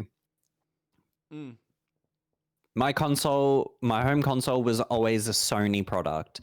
I had the PlayStation 1, 2, 3, and 4. As soon as I got the Switch, I was like, why the fuck am I playing any Sony game? They don't cater towards me. The games that they are producing, not my style. They're moving away from that style of video games I used to enjoy, where, I think Ratchet and Clank, which thankfully came out on the PC, so I could play it. But I don't have Crash Bandicoot anymore. I don't have Spyro. I don't have Jack and Dexter. It's just those types of games is what I relate to. But that I'm getting from Nintendo at a Yeah. consistent level. Yeah, I know. Because I enjoy playing a video game for being a video game. I don't enjoy a cinematic game to be a video game. I don't resonate with that personally. Yes, stunning. I love the tech. It's beautiful. But I don't care how Kratos moves and boy. Okay, cool. That I don't want to spend It 20 doesn't hours. Yeah, it doesn't resonate with you, and that's fine. No. But Nintendo, I love Luigi's Mansion 3 on the Switch. A fantastic game. And they just went, you know what? Once you unlock it, you can play co-op. Oh, okay. Awesome. Now I can play with friends. The Pokemon games. Say what you will about them. I get it. Graphically, sure. No, look, worries. I can But not. Yeah, they are consistent. You're still playing a Pokemon consistency in the type of game it is. Yes. Sword and Shield. Let's Go Pikachu and Let's Go Eevee were the first Switch games. Stunning. Awesome. I didn't resonate with that game very much because it had the Pokemon Go style of catching. Yeah. And I think that was probably the weakest, combat. but yeah, I think that was probably the weakest. It felt like them trying to make like a Pokemon Snap, but something that was a little bit easier for people to get into without all the heavy mechanics. But and I'm sure it's the console. Yeah. Because you use the Joy-Cons to catch. Yep. And that's awesome. And Nintendo, again, is consistent. Their games utilize the console because the console is a toy at the end of the day. Yeah. How can we have people interact with the console? Sure, the Labo set probably didn't go as far as what it could have, but they made a toy where people could craft their 3D headset or VR headset or a fishing pole.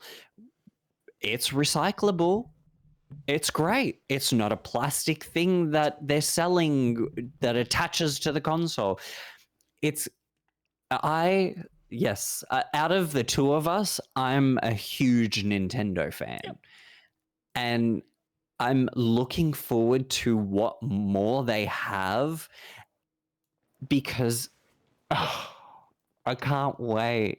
And for them to team up with FromSoft and have an exclusive game on the Switch too, I can't wait to play. Yep. Oh my God. I cannot wait. And I really hope we see something this year because, again, that's something I'm worried about.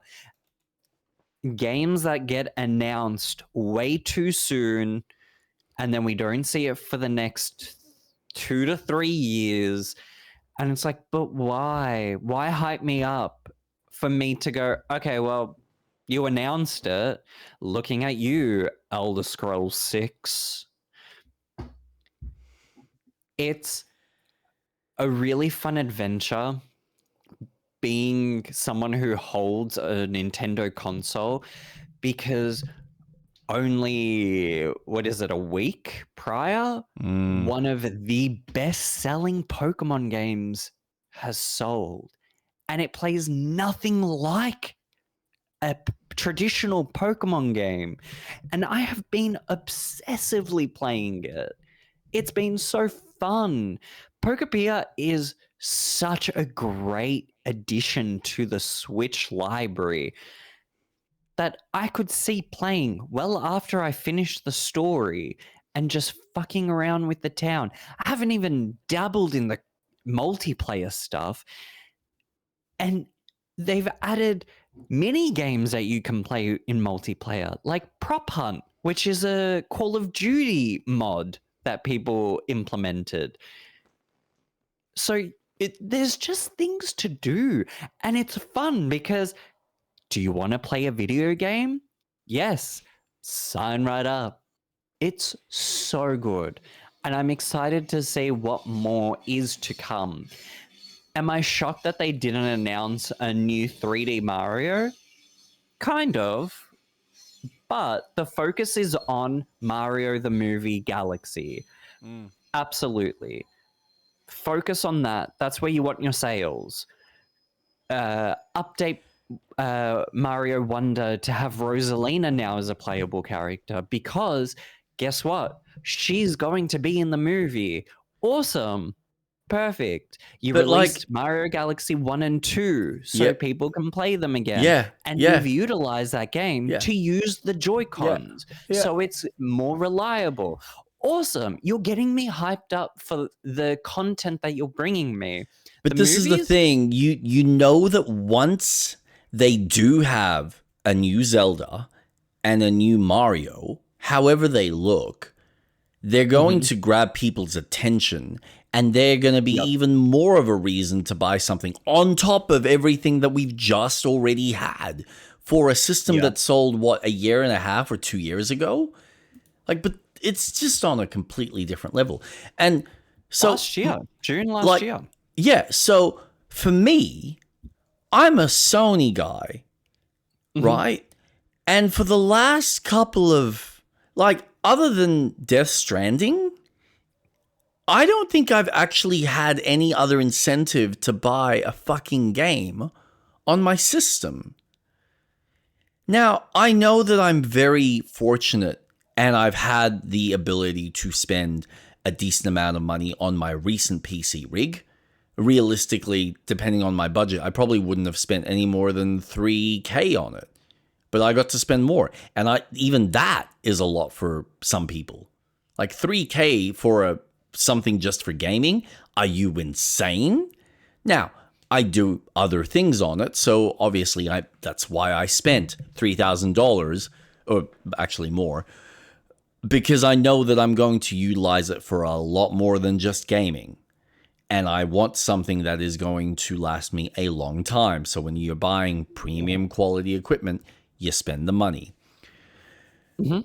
But it frustrates me that majority of the stuff, I don't have any reason to buy it on a PlayStation, because there's nothing, like, I'm buying the system for its exclusivity. I get most people will buy it for everything else, which for a general fan, that's fantastic.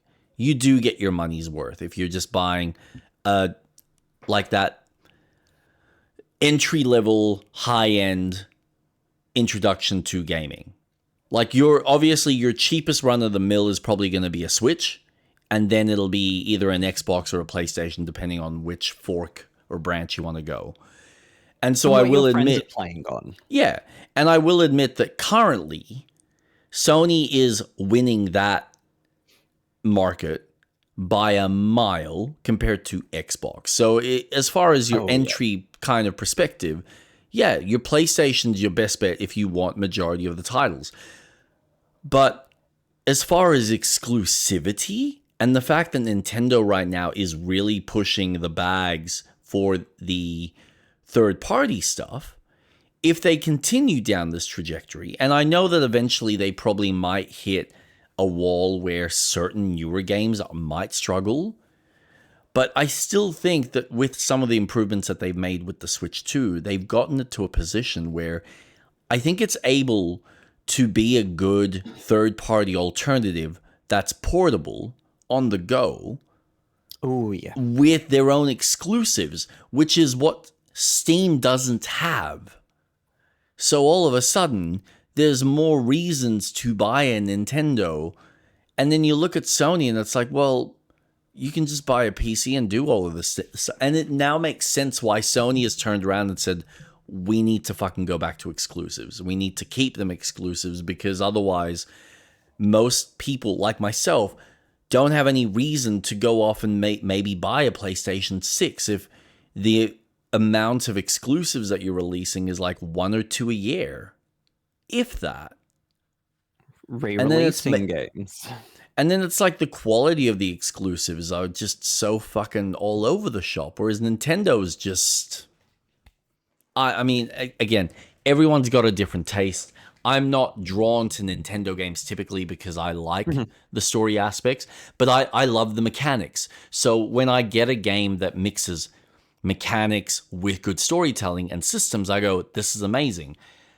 But I can't deny that just pure, like, I'm watching this game and I'm going, I love the fact that it's a platformer that I'm able to interact with things in the environment, mix them with some of the enemies or some of the other things in the environment, and then the game goes, okay, so now you've learned how that system functions, so now you can remember if you feed him an apple, he's going to have a bigger bubble, or you can give him a heart fruit, and then he's going to have another type of bubble, or you give him this type of resource, and now he's got a different bubble that's, instead of rising, it's falling. So I'm like, that is crazy.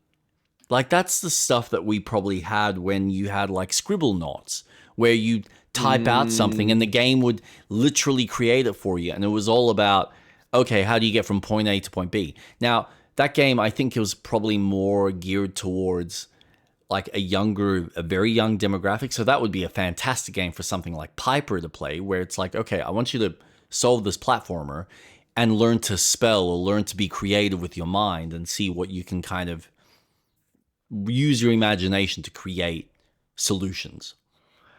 And I think that's brilliant. But it's like, this is kind of almost that next step. It's just the Nintendo, only thing man. about a console versus a PC and spending that amount of money, you end up spending that money when you buy a console and have to subscribe to the services. Whereas with the PC, you're only buying the PC.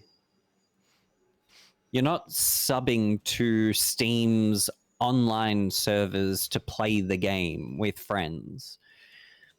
So once you spend that $3K or however much you want on that PC, you're not then going, oh, well, I need to spend $110 a year for Sony so that I can play it online. So, all right. I'm just kind of doing a ballpark kind of check. So, if we're looking at whether you're looking at a tower or a laptop, because I know that even laptops kind of, you can get some gaming laptops for about $1,000. They're obviously not going to be anywhere near as powerful as maybe what a PS5 is capable of outputting. Yeah. But just being able to play stuff as well as all the extra shit that you can do with a PC or a laptop, like, you're still looking at about that $1,500 for something that's got some gaming chops behind it. And again, it's not amazing. It's 16 gigs of RAM, an i5 with like a 3050. So your entry level 2-generation old graphics card. But even if you were to jump up to like a $2,000 unit, which is now kind of getting into, all right, now it's your newer territory. So now you got the 5060 for $1,795. And again, this is Australian pricing. So 5060 with a Ryzen 5 7500. So like a mid-range CPU, still really good, relatively brand new. And now you're kind of getting into that territory where it's coming close to what you can get with a lot of these newer systems. And so you go, okay, a console by itself is about $800. If you double that, yes, that's a lot of money, but you're able to do more than just gaming. So it's like you've got the gaming potential, but then you've got everything else and all the other opportunities and avenues, whether you're using it for general work purposes, whether you're using it for creative art, whether you're using it for music compositions or media like creation, whatever it may be. the world's your oyster. And there's so much flexibility in what you can do with a PC. It's just whether a person's willing to spend the time to learn that, if they haven't already, to like tinker and kind of figure stuff out. So that's why I've always been a PC nerd. Like there's no denying that, yeah, you spend double, the world is your oyster for what you can do and create. Yeah. And what forms of entertainment you have available. Like, at least for that price, if I want to buy an additional headset, I can do VR directly off of something like that. Yes, it's an extra cost compared to, say, just buying, the Oculus. But now you have everything encompassed in this one unit that you can then branch off and find other things. And I think Steam's your biggest storefront, but between Steam, Epic, GOG kind of being your main three, and then everyone else, and then the plethora of other stuff that's available, whether it's free, whether it's kind of community made, whether it's things online, you just open the door to any possibility. So from a value perspective, I kind of always divert to PC unless you're the kind of person that you want to play video games and that's it, and you just want the cheapest entry point, which honestly, I kind of almost look at Nintendo and I go, that's it. Maybe a Steam Deck. And I think that's probably what Sony's worried about, having some of their games on the Steam Deck, where they go, we need more reasons to pull people to our system, so that it is the best and it has those exclusives. Because I think they are looking at Nintendo now and they are pushing and like they're not holding any punches. And this potentially could be a threat to our ecosystem, especially in a time where it becomes harder for people to justify spending the $700-800. So we're back to that. Okay, we're getting to Christmas. Which one is mom and dad going to buy? Or, for my present. And when you think about the portability standpoint, the fact that, well, if we go on holiday, the kid can chuck the fucking Switch in the back and they can continue playing their game. Like, we're back to the Game Boy era. It's amazing. It's no wonder Sony's trying to get ahead of the curve and go, we need to get back to competing with these fuckers, because they've actually caught up with their tech where it's actually capable of playing these modern games. It might not be amazing. It's not necessarily 60 frames, but it's clearly good enough for people to just sit there and enjoy it on a smaller screen. And we need something to compete with this. And so they're obviously looking at Nintendo going, we need a portable ASAP. And with Steam Deck having done the same thing, it's like, well, now you've got like these two variants. So you've got the PC aspect, and then and of course you've got the ROG Ally and everything else. But like for the most part, it seems to be like Steam Deck and Nintendo, with your Elite that kind of look at the ROG Ally as another option. So it's fucking incredible, man.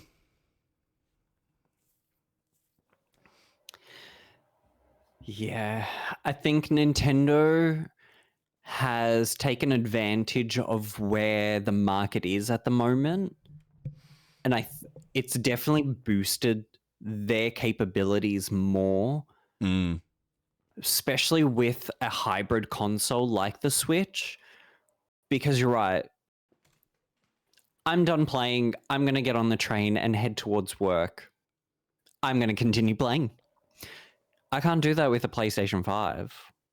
No, well, I mean, so no. This is the thing. You could fucking uncomfortably, but it's not even that. It's the fact that, okay, you can either do it off your phone, and then hope to God that you're in an area that you've got decent internet connection where you can comfortably do that, or you've got a good, service with whichever phone company you're with that's working, or you're spending an extra couple $100 for another portable that again is reliant on some sort of internet connection. And so you need to make sure that the connection of the PlayStation is connected to the router, it's on the network, and then you can maybe possibly play it on the go. But even then, it's just like Maybe. it's still a maybe. Absolutely. And when you're playing locally on a system that's designed from the ground up to just be there in your hands, and you're making these kinds of games that are fun and don't require a hell of a lot of processing power, but you still have not so much the ray tracing, but the AI capabilities because it's running an NVIDIA fucking chip in it. You're fucking scoring goals, man. Like, come on. So, yeah, I gotta admit, Nintendo getting in with NVIDIA was such a smart move. Such a smart move. It's amazing how, and again, it's not about the ray tracing, but it's about the DLSS capabilities where it's able to go, look, we can run these games at a lower resolution, but we can boost it up to a 4K and have the AI stuff kind of do some of the back end. So it's technically not requiring a lot of processing power, but there is a lot of other AI grunt work that's happening in order to make it look sharper, make it look prettier, make it look like it's a better looking game visually.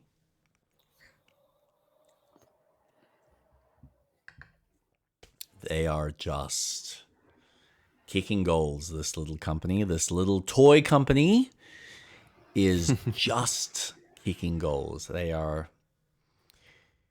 amazing. It's amazing to watch. And Sony, I think, does need to really wake up. And this is the part that I find so fascinating, right?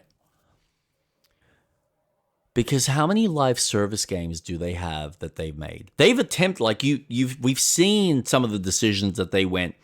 We're not necessarily going to make live service, but we are going to make these mobile counterpart games. So we're going to make like Mario for mobile, or we're going to make some sort of Pokemon game for mobile and whatever. Some of them worked. Some of them were kind of like, they came and they went. They've just been consistent here. They have just been consistent in going, well, we're a toy company. So like you said, and we've talked about it, and has been brought up many times in the past, they are making a product that is like a toy. It's an electronic toy. You pop it in, the kids play. And they will play with parents. They might play by themselves. Whatever it may be. It's meant to be fun. That's another thing. Sony has pushed away from that connectivity between people, whereas Nintendo has always gone, well, it's a family-focused game. Kids can play it, but hey, maybe your parents want to join you. There's so many games that have a specific feature that this character won't take any damage. This is great if you want to learn. Hint, hint, the children, so they have an easier time to play the game. Like in Mario Wonder, you can play as Nabbit, who has no damage whatsoever taken to him. He doesn't receive any power-ups or anything, but it's a great way to play the game. Mario Party, Mario Kart, everything just involves local connectivity between the Joy-Cons. And it's so easy to have two people play the game because you just snap them out of the console and, hey, two people can play now. I find it fascinating. Sony doesn't do that anymore. Well, like, I find it more interesting that Nintendo has stuck to their guns and they continue to make stuff focused on kids.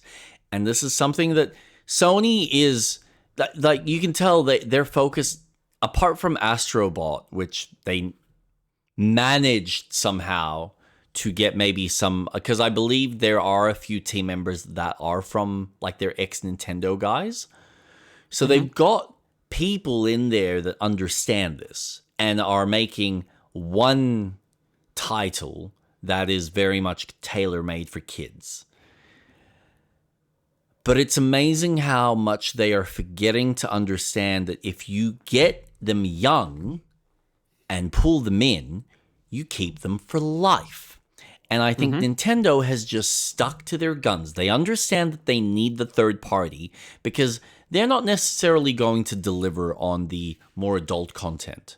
But they know that if we can continue servicing the younger audience, then there's more reasons for parents to go off. If a kid wants a system, there's more reasons for parents to go, you know what? We'll buy you a Switch because it seems like it's family friendly. So we can buy it, we can share it, we can all play together. You have it portable, that's great. So I can give you the fucking thing and you can shut the fuck up while we're traveling to whatever holiday location that we're going to. And it just ends up ingraining in kids those characters, those mascots that have been consistent through so many generations that the adults know about and now the kids know about. And you have some level of like connection and relevance and association that's built up. It's no wonder they've stuck to their guns with a lot of these characters and just found new ways to refresh it for the newer generation. And it's why they have such a massive strength in the industry, in my opinion. Like, I know Sony is probably still outselling the Switch, but not by bot. Like, I think the Switch 2 is actually starting to catch up. The Switch has outsold the PlayStation 2 as the most ever sold console. No, has it? I'm pretty sure.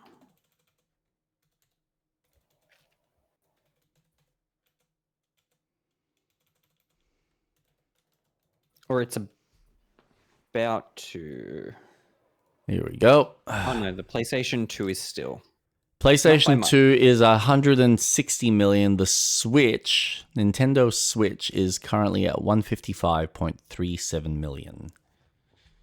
That's really fucking impressive, though. But then, yeah, you look at the PS5, and the PS5 right now, and obviously it hasn't been on the market. I mean, it's been on the market for quite some time. Yeah. So 92.2 million. It will. This is the thing. I do wonder. I mean, we've talked about this.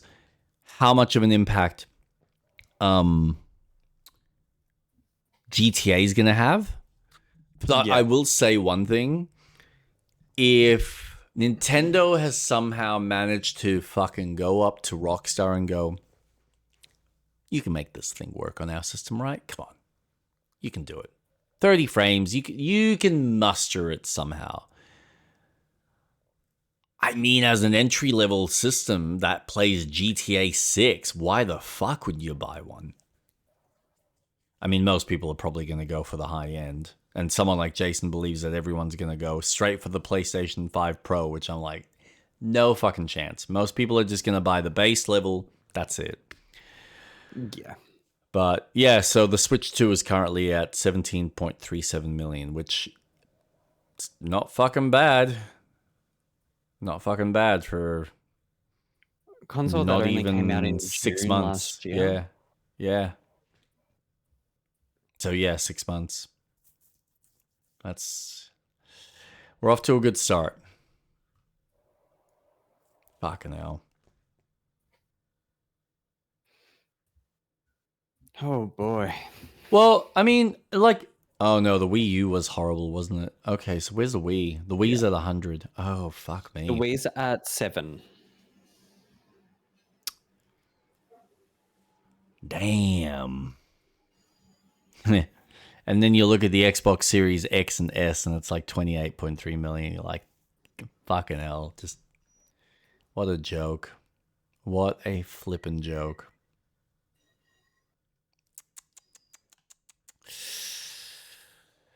Not good, Xbox. Not good. Not good at Eh, all. I wonder if it's probably not on here. No, I don't think they've got the Steam Deck on here. That's okay.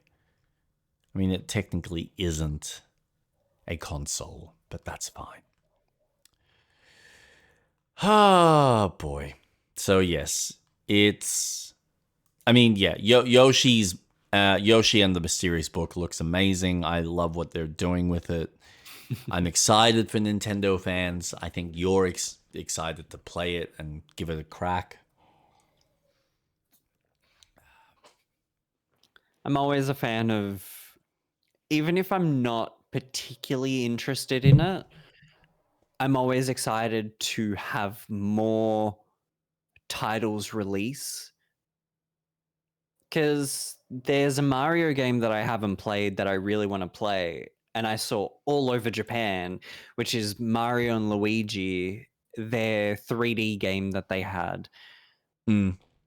It's currently on sale for like $50, Okay. which that's fine. But I really want to play it because it looks really fun. But I also want to go back to the DS game of Bowser's Fury because it played with the touchscreen mechanics. And you could play as Bowser while you're inside of Bowser as Mario and Luigi, and you affect things outside. I'm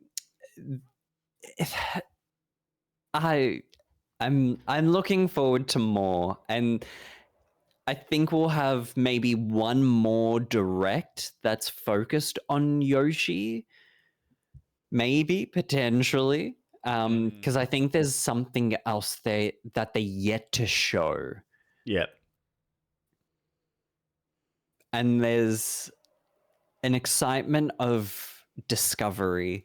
It's how I felt when I play Tomb Raider, that archaeological look into things and discovering lands. And, you know, the development team set up this level in a way that you have to solve a puzzle. I love that shit. And that's what this mystery book game is giving me. Yeah. It's a puzzle. We've set all the pieces around, put them together, and have fun. And I'm looking forward to it. I haven't even played Donkey Kong Bonanza. Really? I thought you would have played that. And like that's It's another just one so that got many really games. yeah, it's endless. It's non-stop. I mean, this week there's actually been a few extra trailers. There's been a couple of Nvidia showcases with all the DLSS and ray Yep. tracing and whatnot. And it's funny, I look at those trailers now and I just go, this is very cute promotional stuff, but I don't give a shit right now. I will appreciate it when someone like Digital Foundry pulls it apart and analyzes all the aspects of what the developers are doing in order to make the world more convincing. But other than that, I don't need a fucking promotional video on why I should have an Nvidia card. Just make the game and make it fun to play and make it smooth. Yeah. I That's follow yeah. Nvidia on YouTube just because sometimes they do have trailers for games that I am interested in. But most of the time, I think they're just marketing fluff. A Oh game yeah. can look really good because no shit that they're going to look good for this particular part of the fucking trailer. But when it's out to consumers, it's not always going to be to that standard. Yeah. Um, but speaking of Tomb Raider, Yeah, so you spoke about this briefly yes, when we were caught up today. So they've released a new update. patch And 5 yes, for only Tomb Raider 1 to 3 remastered. It is challenge run. And what they've included is ways to manipulate your game so you can increase Lara's health, decrease her health. You can have it degenerate. She doesn't die once you reach 1 HP. You can set the enemy health, how much they attack. You can set how many enemies are in the level at a given time. You can choose what kind of enemies you want in the level. Mm-hmm. So I tested it out on my Switch too. Yep. And I was like, let's do the first level.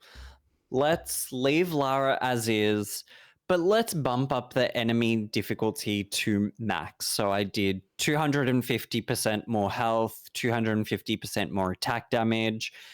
I set completely randomized, and I told the game that I wanted as many enemies appearing in the level. Mm-hmm. And I did Peru.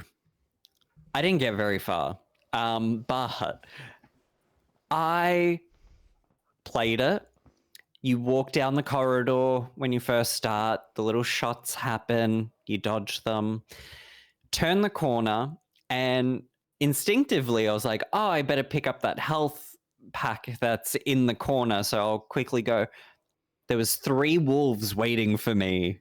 And I was like, oh, shit, okay. Then I was like, okay, I died. Let's continue. Let's kill them by doing a little hack way of doing it where I'm standing above and they can't get me. I'll kill them off. And that was my second time. And then I progressed through the level. Then the monkey enemies were hanging around. I was like, what the fuck? So as great as the randomizer and feeling refreshed about how the game is, the game gives you challenge run points. And these help you unlock the different outfits that they've introduced. So you can unlock outfits that help benefit different things. But I've learned that not all of them will have an effect on the game you're playing. So some might increase your stamina while sprinting. Okay. Well, you can only use it in Tomb Raider 3 because in Tomb Raider 1 and 2, you don't have sprint. No, so what's the point of wearing that specific piece of equipment? Exactly. Yeah. 1 has a grenade launcher. Well, you can only use it in 2 and 3. So there's caveats to it. I don't know if you can still wear the outfit in any given of the 3. That was my next question is, A, do they allow you to wear it in any of them? Or B, does it at least notify you that, hey, just letting you know, this isn't going to work in this particular game? I know you can turn off the benefits because that also increases your challenge points when you do a level. So I assume, my assumption is yes, but I haven't unlocked any of the outfits. Okay. But this is also kind of a cheeky-ish way of them bringing in level select. Because you can select any level you want to do this. Yep. So I think they found their way of, okay, we'll give you level select and you can play the game as per normal. Yep. Or you can set your different modifiers. Mm-hmm. Now, this is not Saber. They did not work on this update. Yep. Aspire did not work on this update. Oh, really? It's a blockchain development team, which I don't have a particular fondness for blockchain. I think it's kind of shit. Yep. On the same level that AI is. Yep. So the patch has not only brought in a new way of playing the game, it's also brought in new fun bugs. Lara can do a jump flip in all three. Yep. She now loses extremities and they stretch out and she convulges while she's doing it. Oh, God damn it. The skins for some of the outfits do not mesh well with the character model, so it breaks her character model. Oh, that So sucks. it's kind of a half-assed kind of patch, in my opinion, and I imagine that I really hope that they do bring out a new patch or a hot fix for it. Yep.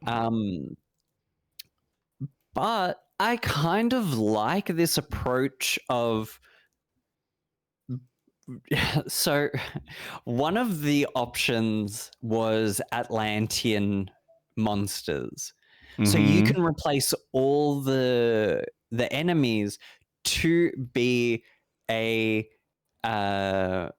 Atlantean monsters from the Atlantis levels. Looking since it's 6 a.m. here, my brain is not processing things well at the moment. Lol. Hope you're having a good day. Just gave you a follow on Insta. Oh, thank Nice. you. I appreciate that, Zesty. Thank you for lurking. So I like that I have a reason to go back to the game and challenge myself to do something new. You're welcome. Oh, You're always welcome. good to have. I like that. I always appreciate having new friends on the channel. I'm interested in also seeing what they're going to do if they do anything with 4, 5, and 6. Because those games aren't the traditional levels. Yep. They are just very run and you're done kind of games. Yep. So, and 4 introduced more of the, okay, this is your level, but it branches and it loops back in. So how they'll put that in, I don't know. If they're going to touch it at all, I don't know. But going back to 1, 2, and 3 will be kind of a new fun adventure because now I can fuck around with, well, maybe I do want the Atlanteans to appear in this level. This could be fun. So I like the approach, but I don't like the approach of releasing this patch.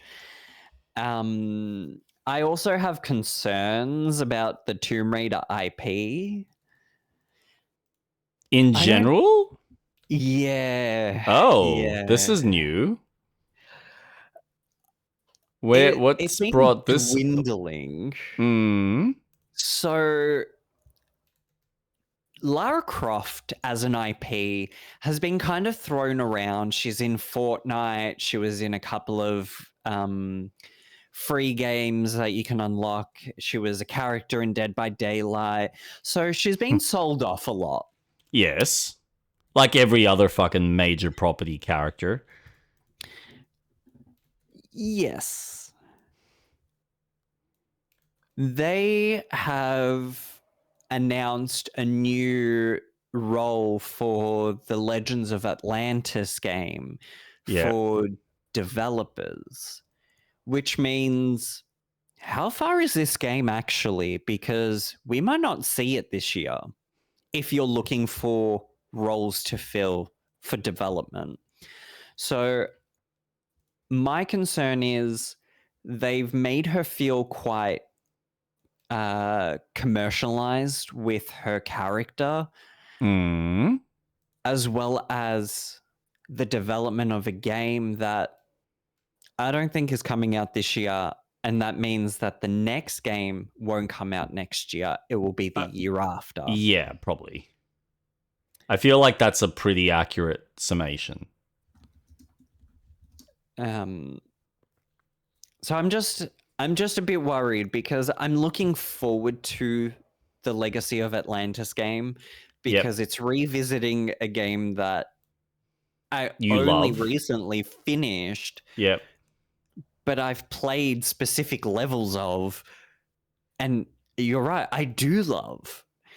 and it's going to be a modernized take that Anniversary did really well, even though people have their issues with it. I really enjoyed a modern take on it, and I'm just concerned. I'm just worried I mean, that's that fair. That is fair.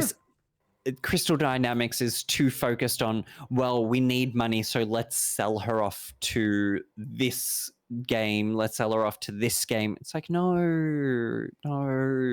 Please stop. You're putting too much budget if you're too concerned about that. I mean, the game nearly died several times with Angel of Darkness and Chronicles. The Legend series nearly killed, well, no, Crystal Dynamics nearly killed off Lara because of the Legend series, because they hated it. So that's why they made the Survivor trilogy.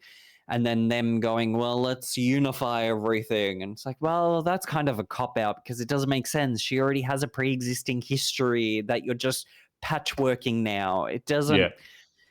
But I don't know if... So now that I finished Lies of P, I don't know what game that I should stream next, because Tomb Raider would be really fun to do. Yep. But there's so many other games that I want to play. Like, I've got Jack 2 ready to go. I've got Final Fantasy 12 that I've got ready to go. I am thinking of doing a complete start to finish run of Oni. Do I do Tomb Raider and just because I know the game and add this twist of modifiers, would that be fun to play, or will I get over it really quickly and not want to play it? Do I install Mass Effect and fucking play that because I've been watching Picard, so now I'm in a really sci-fi mood? I don't fucking know. So that's my issue that I've got to solve. First world problems. Right. So isn't it great having those kind of problems though? Like, fucking hell. It's the kind of problems I do want to have. What game do I feel like playing? But other than Tomb Raider, I just want to say I'm so happy at the success of Pokemon Pocopier because it sold 2.2 million. It's doing very in 4 well. days. Yeah. And I'm so happy about that. I'm so happy. It's showing that the Pokemon IP can take a safe risk. Yeah. In a third party, because it is so good. Yeah. And you can have a compelling story in this type of game, and I'm absolutely chuffed about it. So I'm really happy that it was so successful, and that there's so much attention to it, because I feel Pokemon now can go, right, we can trust that Koei Tecmo can make another game for us. And maybe we can get a Pokemon Rangers game back, because the 3 games that released were fucking great and we haven't seen them since. And they can work on the Switch because you can use Joy-Cons or the gyro to do your little ranger moves. I like this a lot. Yeah. And this goes back to Nintendo going, yes, let's have fun with our games. Not to mention Pokemon Winds and Waves. I can't wait. I'm excited for it. I keep rewatching the trailer and just going, I'm going to get lost in this game for hours. By universe, I'm going to be a hermit in my office playing the fuck out of this.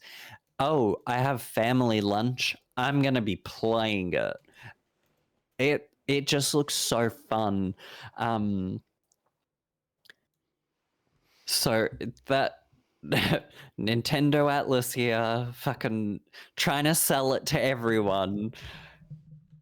It's yeah, you're right. Nintendo's killing it, and I'm so happy about that. They're just on I'm another level. Like there's no yeah. ifs or buts about it. They're just the stuff that they're accomplishing is just amazing, and you need to give them credit where credit's fucking due because Mm-hmm. there's no other studio that just kind of pushes this level of creativity that is just delivering their content just on this really fun spectrum. And with the consistency, like I think that's the biggest thing that you really also need to praise them for, because it's just I mean, Xbox has had a couple of moments in their career where they kind of did pretty well. PlayStation has been the most consistent for the most part, but overall, apart from a handful of, I think, consoles themselves that Nintendo just unfortunately didn't get enough favor from their audience for, I mean, they've probably delivered the most cohesive library of exclusives. The only things that have ever really held them back is having the third-party support, which there were probably a couple of years that they just unfortunately shit the bed with, and a lot of developers were like, well, we're not interested in spending money on a system where like there's not many people playing this thing, so why would we invest in this tech? And that was well within developers' rights to kind of feel like, no, sorry, thank you, but no thanks. Yeah. So yeah, they find their marriage between their internal studios making quality content with their hardware now kind of finally bridging the gap between portability and a standstill unit with the support of the third parties has just completed it in this perfect full circle aspect where you just go, yep, they just, if they were to make something a little bit more powerful, which I know they're not going to do because that's not what their focus is. They're not aiming for the high end, the hardcore gamers per se, though they sort of are, but just not to the. They're not aiming for the Digital Foundry extremists of, oh, we're gonna make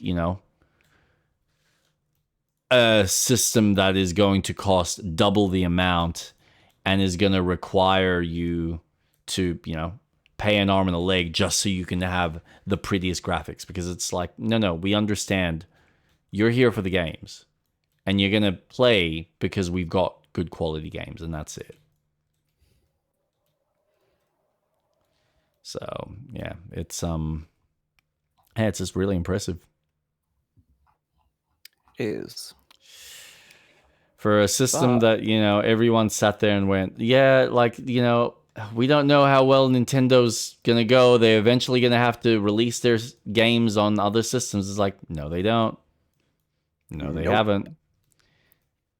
If anything, they've been the most consistent, and it's just worked for them. What are your thoughts? Because are you going to play Marathon? Are you going to purchase that? No. So my issue right now is, and I completely understand why they've done it, right? So my issue right now with Marathon is the moment they announced that they're going to do these resets, I kind of went, you know what? No. And it's just me as a gamer. I'm not someone who's going to invest the amount of hours that's required to, say, get through a season's worth of content in time before the next season comes out. just so I can see every single individual story aspect. To then go, next season will drop. Now we're changing the ball, or now we're changing, things in the environment, and we're adding some extra story bits. That probably works for a lot of people. I don't like being forced to jump onto the FOMO train. I want to play when I want to play in my own time and take my time. Yep. And whether it takes me a week, 2 months, half a year, depending on what my play schedule is, depending on what my interests are, because I might play the game, put it down, I can come back. But with these live services, you can't. And the comment that I heard from one of the podcasters I listened to is, there is something unique about that whole feeling of you got to be there and got to experience it. And I go, yeah, I completely agree. But at least with a concert, I'm there for 2 hours, not for hours and hours and hours and hours. Also based on my performance, my luck, everything else, and how things go in the environment itself, to see whether I even get to experience all the content. Or in, say, Destiny's case, am I able to get a group of 6 people in order to go through this content before you decide to close the door on all of this because, it's been 2 or 3 years. Sorry, we're closing the servers, or we're closing that content for good because it's going in the vault. Yep.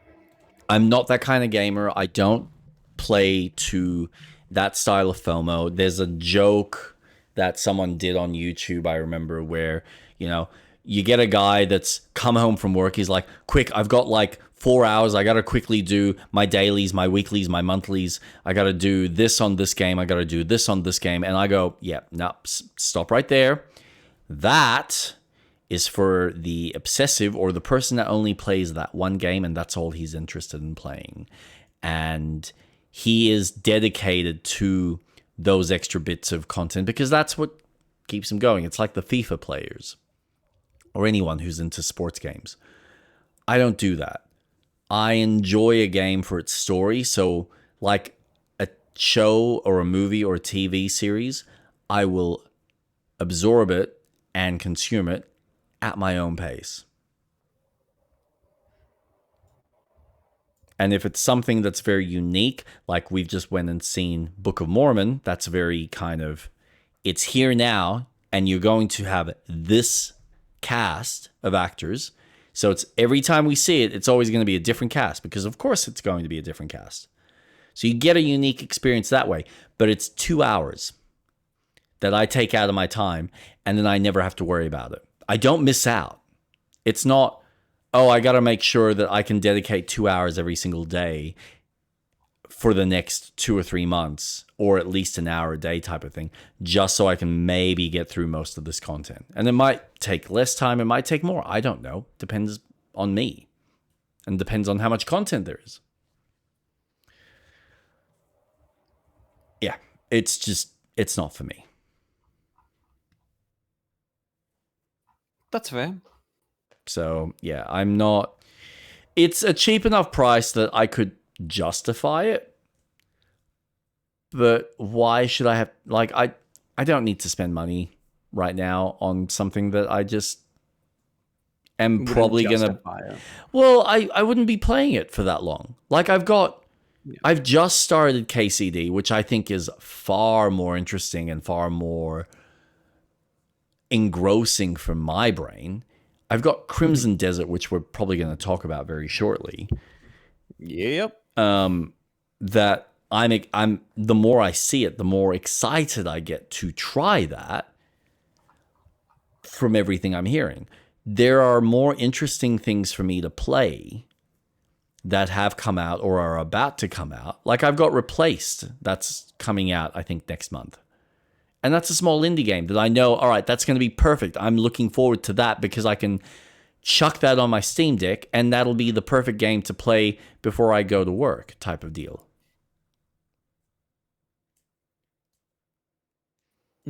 So, and yeah, Impulsive is, the same with me. This is why I stopped playing Diablo 4. Like, I the idea of Diablo 4 was really cool at the beginning until I realized what they were designing. And then I realized, oh, so everything you're making is like Destiny. It's filling the FOMO. You want to play through this content because once it's gone, it's gone. I And you regret don't. purchasing.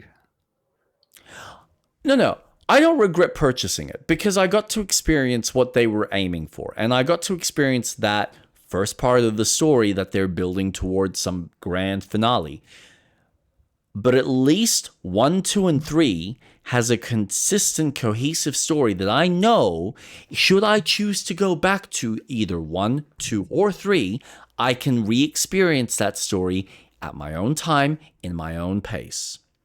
Versus what I'm concerned with Diablo 4, where eventually, with all these expansions, are they really going to be able to keep those old stories even intact? Are they even going to work?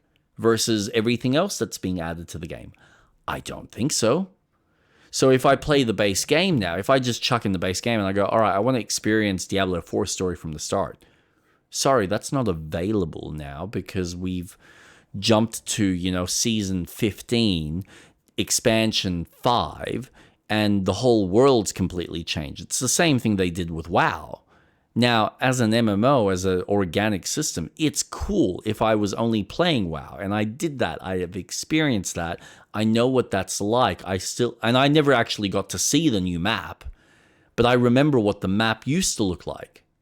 But I've missed out on all of that. And this is kind of what's cool about World of Warcraft now, where they're sitting there going, well, we're now re-releasing the old servers and the old maps and kind of letting people experience what it was like back then, versus what it's like now.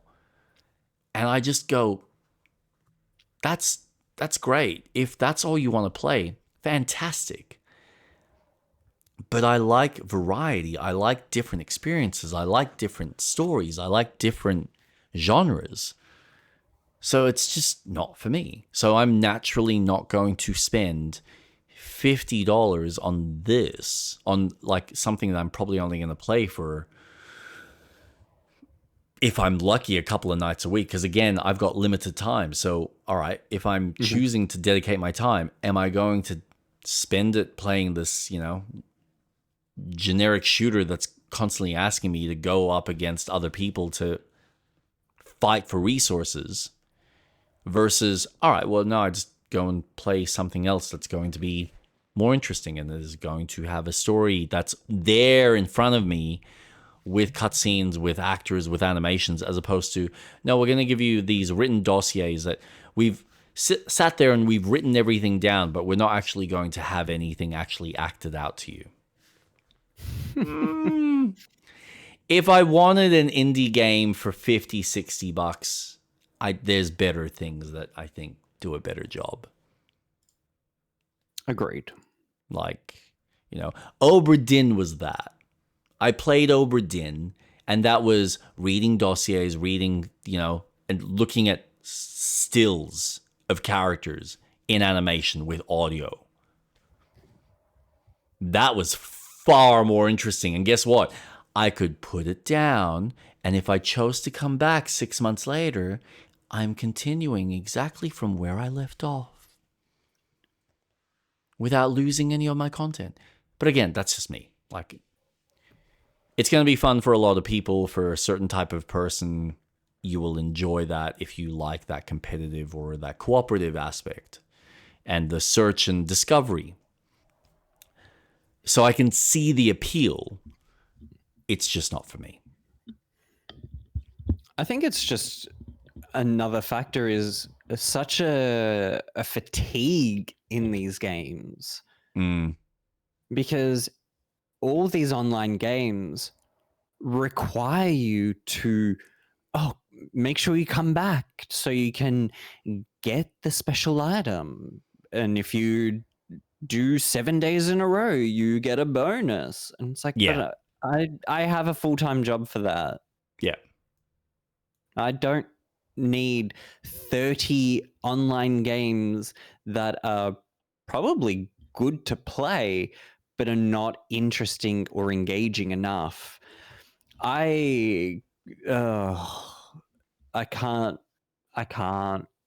I would, much like you, I'd much rather focus on a single player game or even cooperative game where it is two people, but it is start, middle, and end, where you've got your story. Hey, don't want to finish it now? Come back to it later. Well, look at how we're playing Baldur's Gate. Like, if Baldur's Gate was a seasonal piece of content, we'd be fucked. Oh my god. Like, we would have gotten halfway through the year, and then all of a sudden the developers are like, oh, no, we're stripping that. Because we might have jumped in later in, like, its development cycle. And so they're like, all right, well, people are not playing this anymore. So we're taking that out and we're putting something else in. We can play Baldur's Gate whenever we want at our own pace. You can play it by yourself. I can play it by myself. But we're playing it together. It's taken us fucking almost a year, but we're playing it together. And we're taking our time. It's... you just... At the end of the day, not every game's going to fulfill everyone's needs. I acknowledge, and I've acknowledged this years ago, I love multiplayer. And occasionally I'll love jumping into a multiplayer shooter and just being like, yep, let's just go fucking nuts and shoot some people and see if I can get some headshots. Am I good at them? Fuck no. Even fighting games, like, I don't play it obsessively or competitively, but I enjoy jumping on and, you know, beating my mate up or getting myself beaten up and just going, let's see if I can do some cool combos and, you know, get a nice, fun, clean hit. It's not necessarily my style of game, but I appreciate it and I enjoy playing it on a whim. But you do have people that love it and obsess about it and get into the nuts and bolts of it, just like a racing game, just like a sports game. And I think that's what's amazing about this industry, that there is such a variety. It does just suck when you do have certain games like Destiny, where I kind of go, you have the potential to make this available for everyone. But you have chosen to develop it in order to feed on a person's FOMO so that they feel the need to have to push forward constantly. That they have to experience a new... Like, Final Fantasy, what is it, 14? Still has... You can start the game from the very beginning and experience all the content. They haven't cut any of that out. Why? Because they've acknowledged that we've made an online MMO story game. So we don't want you to not miss out on the storytelling. If you want, you can have someone just power through, like, get you powered through majority of the content. WoW did this back in the day where with the, I think it was the 3rd or 4th expansion, they went, look, we know that not everyone wants to go through all the original content, so we're going to have you start off here at the DLC if you want.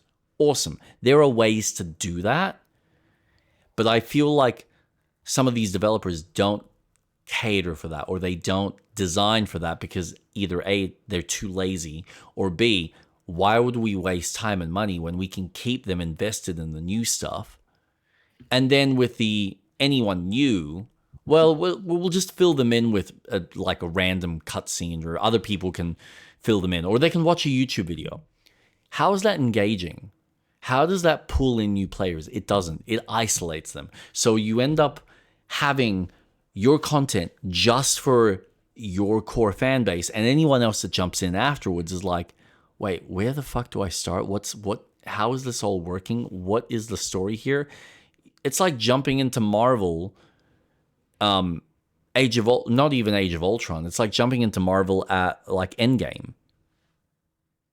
And you're like, wait, this is cool, but how's any of this making sense? Well, it doesn't, because you haven't been there from the start. You haven't seen these characters go through their individual journeys, come together, deal with the big bad at the beginning that starts everything off and ties everything back to these last 2 films. Of course, it's not going to make fucking sense. It's going to be a fun spectacle. You're going to be like, wow, that was cool. Does it make sense? No, I have no emotional resonance. Moving on. That's a good analogy.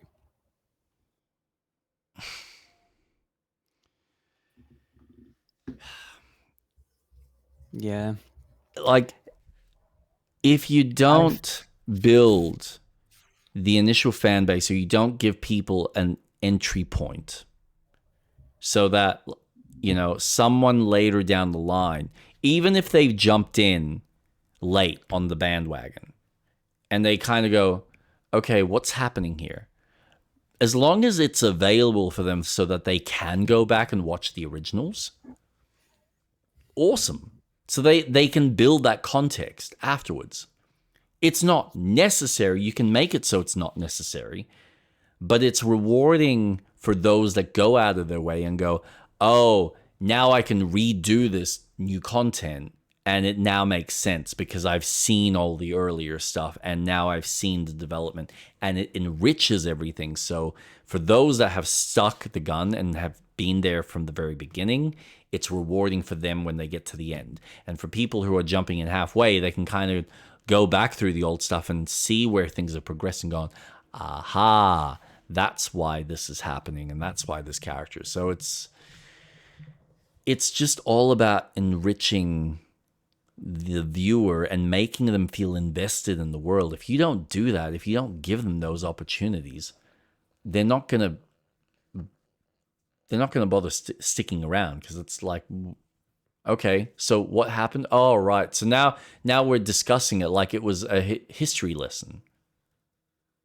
Tell me how many people actually were invested in history lessons at school, unless you were a true historian.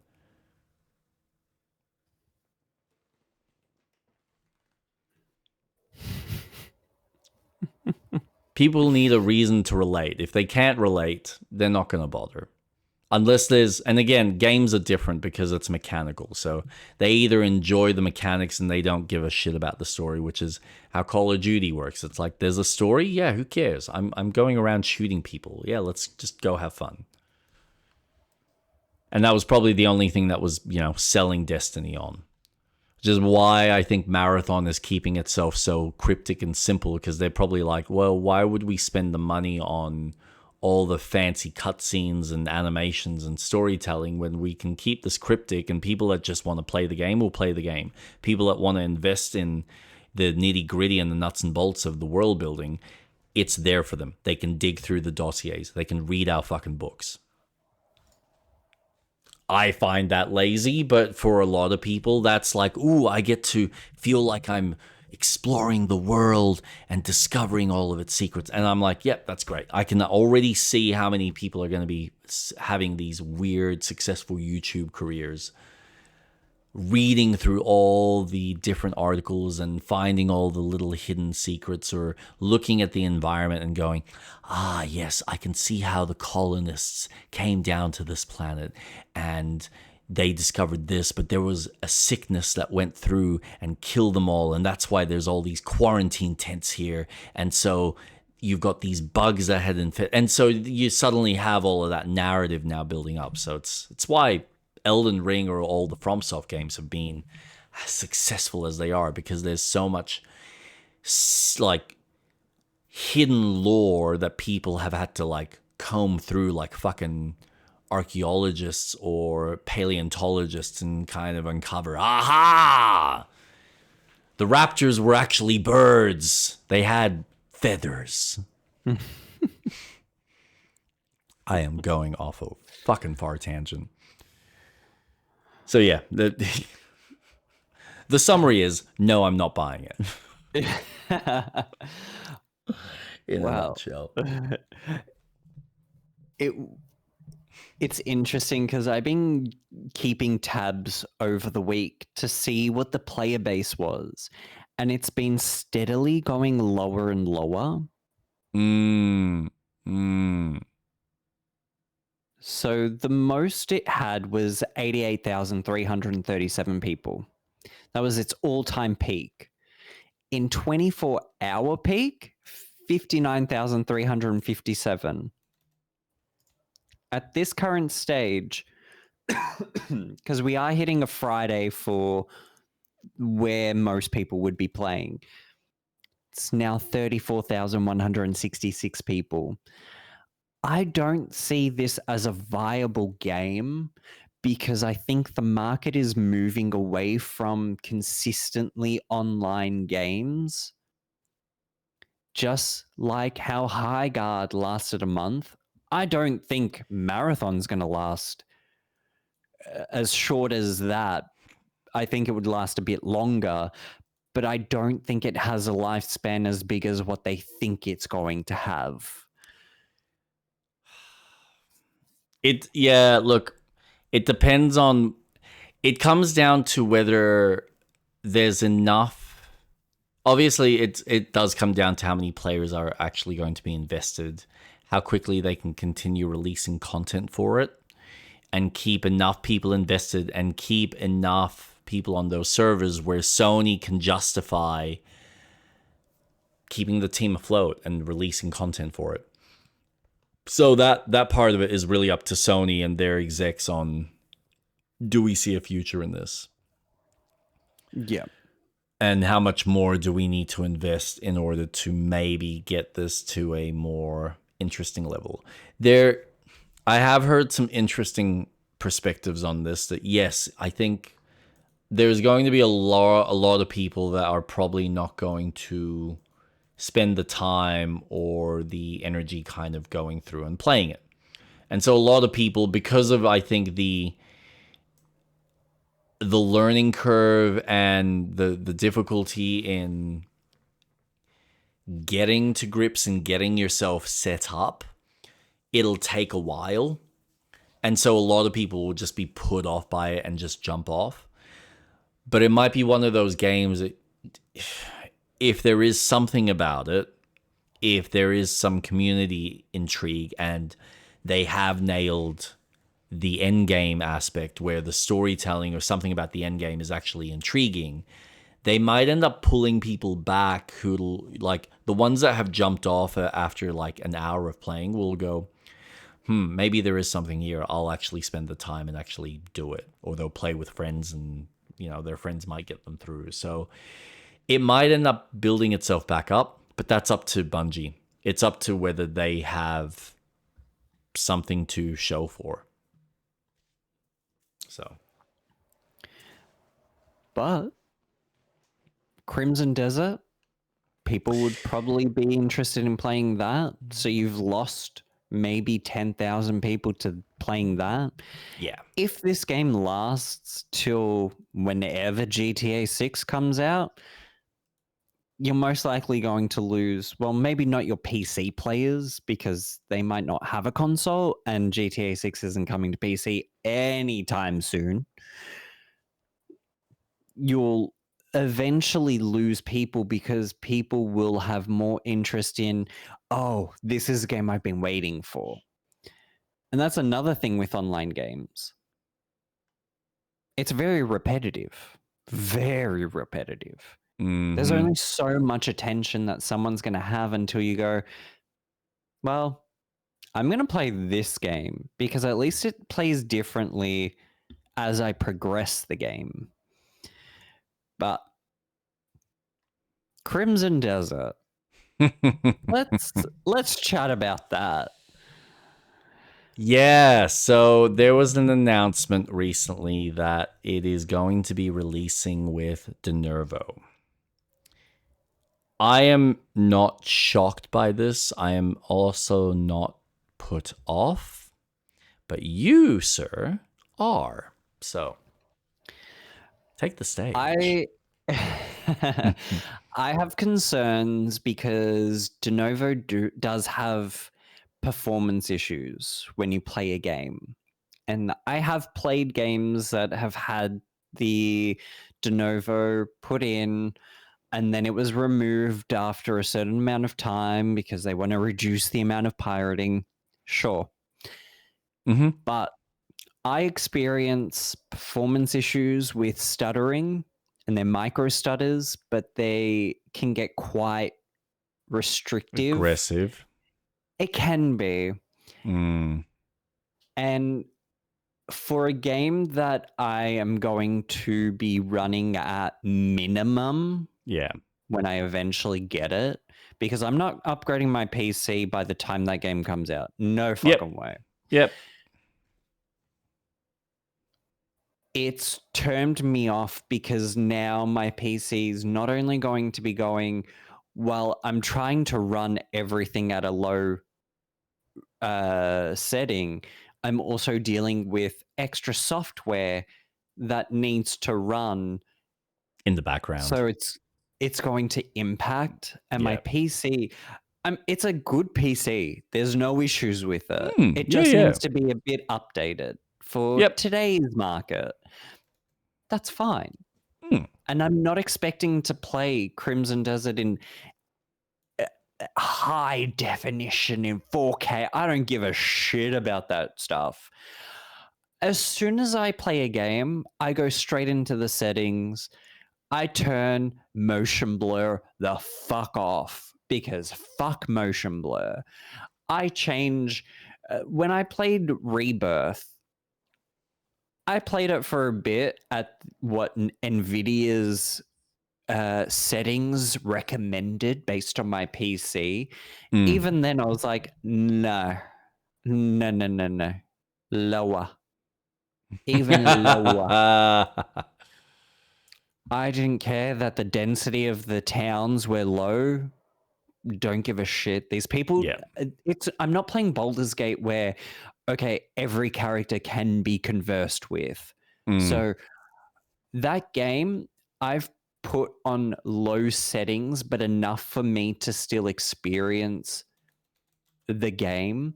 What I'm going to experience once we get into Baldur's Gate, different story. I don't know. It's going to be reading a lot of fucking information. Yep. But my issue is that if you're going to put Denuvo onto a game, why are you concerned about pirating when games like Clair Obscur Expedition 33 proved, no, if a game's good, the game's going to sell. And there's a lot of hype around this game because it's looking so good and I really want to play it.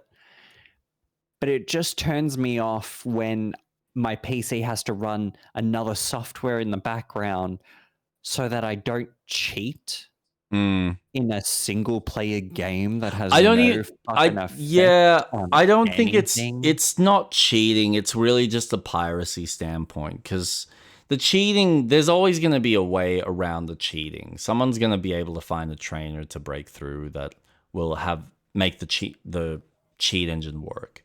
It's really just about breaking the game in a way that makes it accessible for pirates. And like you are right, Gabe has actually made this point that people are less likely to pirate if they feel that there's value there. Like you're gonna have people that will 100%. do it, and you can't necessarily fully escape that. But I don't think you're going to lose as many sales as you think because of piracy. You're still gonna get hundreds of GTA 5 and 6. GTA 4, like all of the GTA games are available on these pirate networks. They still sell fucking millions and billions of dollars, and those games still continue to sell, regardless of the pirate avenues. Like people have probably bought this game not once, not twice, but maybe 3 times because they bought it for the fucking PS3 and then the PS4 and then the PS5. Like it's just, you know, if someone wants to pirate, if someone wants to, not pay the money, they're going to do it because either they don't have the means or they just don't give a shit. And there's honestly, the other reason that is just the availability. They don't have it available in their country, or they don't have it available in a language that they can understand. So yeah, they pirate it and they have someone do this bullshit translation. Those are the reasons. And so one of them you can kind of deal with in interesting ways. The other two, okay, so be it. Thieves are going to exist to some degree. Yes, you can minimize it and limit it as best you can, but majority of people that have the money and see the value, and especially something like Crimson Desert, you're damn right most people are going to go out and buy it. They're going to look at that and go, fuck, I should be supporting this. This is ridiculous. I want to keep this. On top of the fact that, like, I've pirated stuff. But here's the thing. Why should I pirate something on Steam when I can buy it? And the beauty of Steam is it keeps my save file on the cloud. So now I can play the game on any of my units, whether I'm like, if I'm playing on my PC, I'll play on my PC. And then if I want to take it to the laptop and continue there, Steam just updates. So it has all these fun features for me to utilize through Steam. So why would I pirate a game when I've got more benefits buying it? And especially a game of that scale and that size.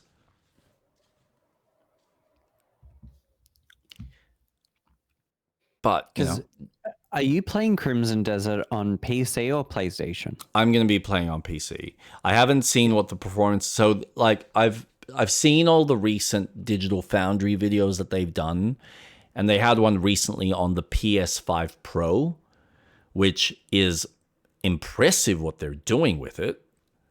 Mm-hmm. So it's very reassuring to see that a game of that scale is handling really well on that system. So I know that the PS5 base is going to do okay, but it will have some unfortunate frame rate hiccups unless they adjust maybe certain little aspects from a detail and density standpoint. But overall, the stuff it's doing, I mean, if you want a similar example from a performance, just look at, I think, Dragon's Dogma 2, because I think Dragon's Dogma 2 is on the same level.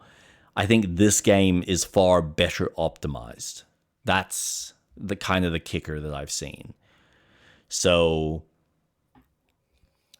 what was pointed out with the PS5 Pro specifically was the frame rate, for the most part, was very consistent. Like, if you set it on quality, on like the 4K side, or like I think they've got like a balanced, they would stay consistent at 30 and 40 FPS. If you wanted the performance mode, which that would be kind of a 60, that would then fluctuate down to about 38, depending on what was happening on screen. So he was using an example where there's a space that he called Bug Hill, where there's all these fucking robot bugs that are flying above your head. And it's a high-level area, so you're meant to go in, I would say, with a higher-level character, probably with a group of men.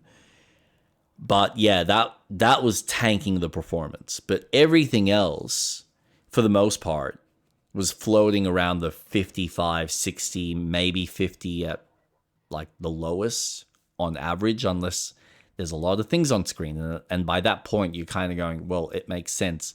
You're relying on the CPU to manage every single individual little fucking bug. Yeah. So, but still, it's impressive for a console. For the fact that people were concerned, that's high praise. That is really high praise. And it's high praise to the developers and the programmers for that engine. Because I guarantee you tried to do that on Unreal, and the amount of performance hiccups that you would probably have, and the amount of like, they would spend more time optimizing shit than just making the game. And because they built it from the ground up and knew exactly what they needed to develop from an engine standpoint, had experience with, you know, the previous game, the online game that they made, they knew what the fuck they were doing. Yeah. They knew exactly what the fuck they were doing. So, no, I think they're just nailing it out of the park.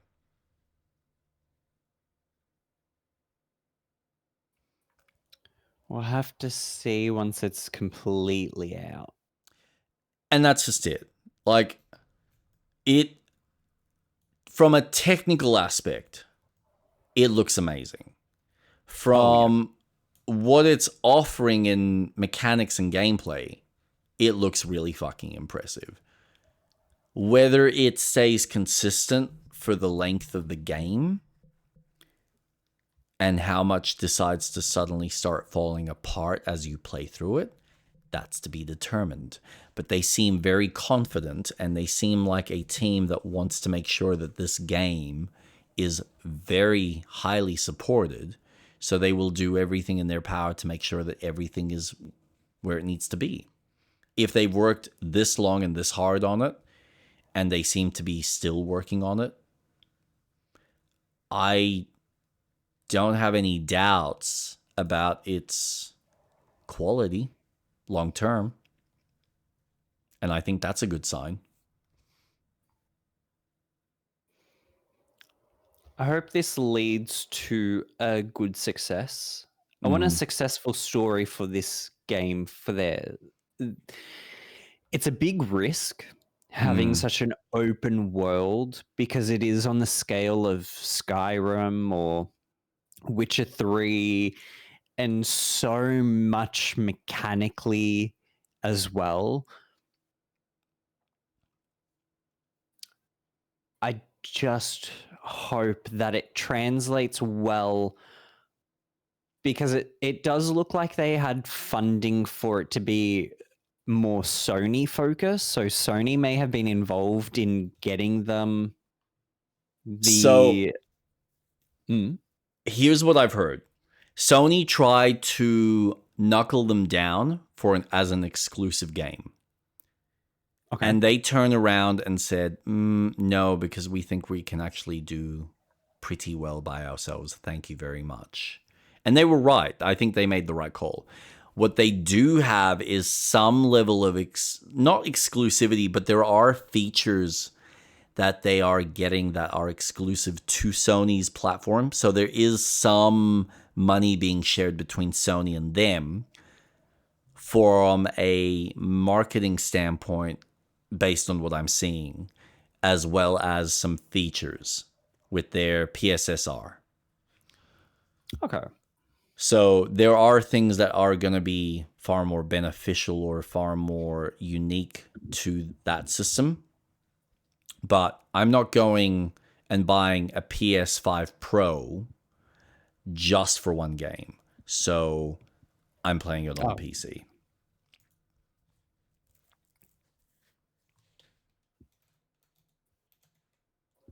Is that that is going to be your streaming game Yes, I think after so. Lesby? Yeah. Yeah. For how long? I will probably play it until Bond comes out because I am looking forward to that. That's like my next big title. And then because Bond probably won't take too long, I can always go back to Lies of P unless something else. Not Lies of P, to Crimson Desert. But yeah, Crimson. I can see Crimson theoretically taking me a while, and that's fine. It is most likely going to be one of those games that I think I'd pick up and play. The way I see it, it's like my Zelda. It's the Zelda I've always wanted, where it's this massive open world with systems to play around with, and it offers just an easy just pick up and go. And I can do random shit in the world. And it's not necessarily this really super engrossive story. It's just a nice, easy experience to just jump in and have a bit of fun, maybe do some quests, maybe see some of the story aspects. Or it's like another example is like a Skyrim. You play the bits you enjoy and then you put it down and you come back and you continue chipping away at it. Yeah. So, Okay. yeah. I'm excited to see your gameplay because you're getting it day one. I will be getting it day one. Well, I'll see what some of the reviews come up as. Because if it is kind of shaky and it's not performing well, then I'm always happy to wait. But it I won't be necessarily playing it day one, so it won't be played till the following week. Because it comes out the Thursday or the Friday after my Wednesday stream. So I probably won't be talking about it till the following week. Okay. So you'll actually get to see my like proper first time experience. Let's try this. Yeah.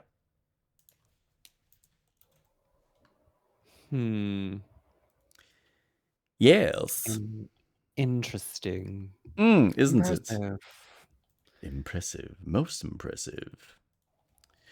So, yes, I am looking forward to it. I am skeptical still as fuck.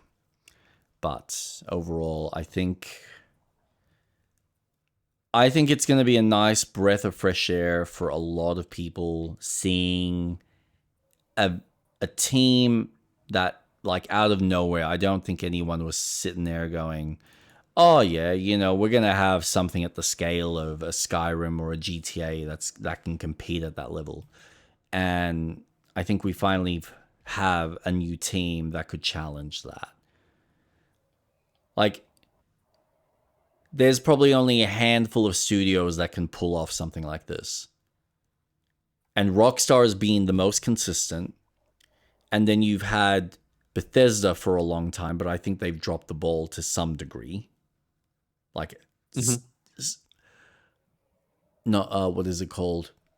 I want to say Starfield. Thank you. I love Starfield. I think the concept and everything behind it is really cool, but I do recognize that the open world exploration, like if you're going away from the main story quests that are available in the game, it is lacking variety, and it very clearly shows how much is rinse and repeat, which Skyrim is the same, but I think there's just an interesting world in the space with a lot of interesting stories, so you don't really think about the repeated content as much as what you do in Starfield.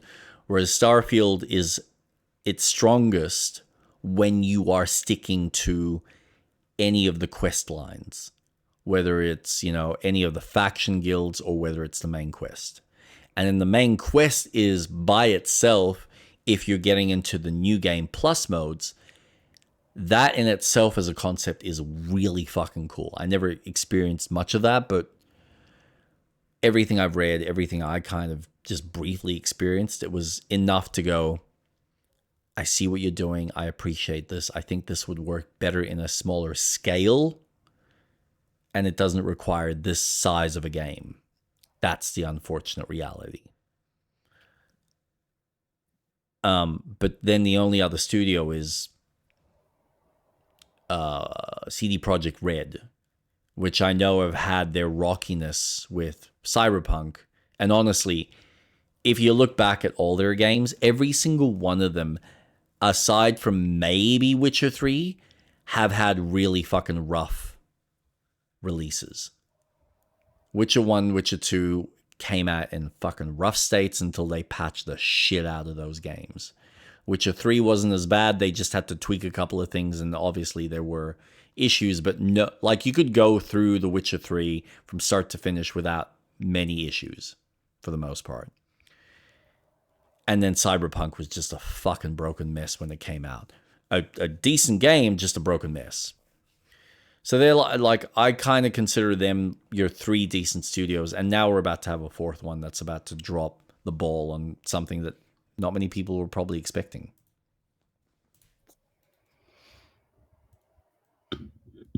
Aren't they also working on the sequel for Cyberpunk? Yes, but before that, we're going to get the new Witcher game. So I think they're focusing. There's probably a small team that's working on Cyberpunk, but I think right now there's probably more development happening with The Witcher.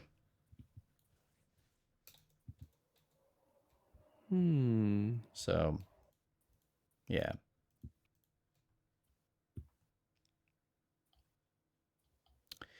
Fun stuff. Fun stuff. Oh boy. It's a big year for games, I think. Yes, it is. Yes, it is.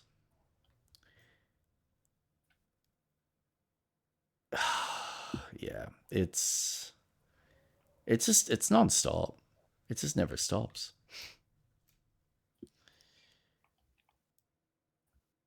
Nope. It just So keeps on giving. yes, it does. And you know what? It's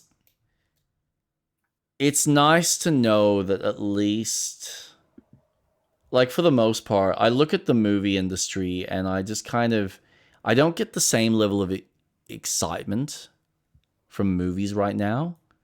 Whereas when I look at games, I kind of go, there's so much life here still. It's really fucking impressive. So, yeah, I think that's a good sign because it at least means that, well, there's not, this unfortunate kind of crap that's coming out that just feels like it's. I mean, you do have that where there's certainly a kind of box ticking for games or just IPs that have nostalgia built into them that we're re-releasing and kind of changing it in order to fit a new model or a new demographic. And it's so there was a comment that came out from one of the actors behind Mass Effect, and she was pointing out with the development of Mass Effect 4 her concerns that so much of the original team have left that she's concerned that the cultural relevance behind the storytelling has changed. And it's what I've been saying for fucking years, that when you've got new people helming an old ship and are trying to change too much of it, it's no longer that old ship. It's no longer the same core. This has always been my issue with Star Wars. It doesn't feel like Star Wars anymore. It feels like something else. Like, I will admit the and you will argue with me on this, and that's fine. And Mandalorian, I probably kind of look at and I go, I think that's as close as we're gonna get. But majority of a lot of this new era of Star Wars, for the most part, hasn't really felt like Star Wars. It's just felt like something completely modern. It feels different. So, Yes. I appreciate more the expansion of the universe and delving into, because Star Wars has such an interesting story that is introduced in the old trilogy, but it's never really explored in outside of that. And I like that we're getting more more, honestly. Because I enjoy Star Wars, but now I'm kind of getting into Star Trek. So now I'm getting into the anything that the other is side of the fucking fan base fence. The two sides that have been fighting each other for fucking eons. Like, Star Wars is better. No, Star Trek is better. No Star Wars. No Star Trek. I'm pussyfooting this. I'm on the fence. I like them both. They both watching. It's so funny because I didn't even watch season 1 of Picard, but I picked it up so fucking quickly. And I told you when we caught up, it's so easy for me to watch Picard and go, oh, that's from the past. Yep. That's from Next Generation. So maybe it is worth watching and just getting the full picture. But the show does such a good job in explaining this in universe, but expanding on there's a war that happened and Picard was involved, and that was dealt with in the next generation, and there's characters that are coming back, and I kind of said to you, like, I know what's going to happen purely because of how the storytelling is, but the world just feels so interesting because of this political side of things, because you've got aliens from another planet that have had their own specific history, and now we're dealing with that now because of A, B, and C. It's so cool to see an expansion of things that have happened, and I like that Star Wars is exploring that. Granted, sure, some things can be really far-fetched. I, for one, Don't have that feed issue. me that. Yeah, because I'm watching One Piece. I'm up to date with that shit. And watching how so many people who have started watching the live action now get into the anime, it's so interesting to watch. Wow, that's where it started. And the foreshadowing of things that happen in current arcs is fucking insane. Like, it's been written in the books for so long. What the fuck? Again, it's why I like Bloodborne, because you start off as just this hunter that then gets pulled into this larger than life kind of storytelling. I love that. And Star Wars is doing that for me, where it is this, it's very focused on Skywalker. He is your one character. His side characters help boost the specifics of the story to help him grow into the hero character. Then you've got the prequel trilogy that goes, okay, well, let's look into Anakin's story. I'm not including 7, 8, and 9 because that was bullshit. Yeah, see, it's stuff like that where, and this is, I think, my biggest issue with Clone Wars. And again, you will disagree. I'm sure a lot of people do. Those episodes 1, 2, and 3 only need to exist in order to fulfill a very specific storytelling thread to establish how everything even got to 4, 5, and 6. So if 4, 5, and 6 are typically kind of our starting point, 1, 2, and 3 are just some basic history in order to get us to 4, 5, and 6. So, I'm okay with having and filling all these like little interstitial plots, but when you're having to expand core elemental storytelling and add extra characters that honestly aren't even in 4, 5, and 6, and then we're just led to believe that, well, they've just kind of been hanging about somewhere, anywhere, I don't know, fucking doing God knows what, just plotting along, chilling, Here I am suddenly now in the midst of 4, 5, and 6 again, in another part of it. I like that for me ruins the suspension of disbelief, because you're just trying to shoehorn all of this into these time gaps, which, granted, there's enough time spent. Obviously, Vader's got, time to go off, and he's not just dealing with his son.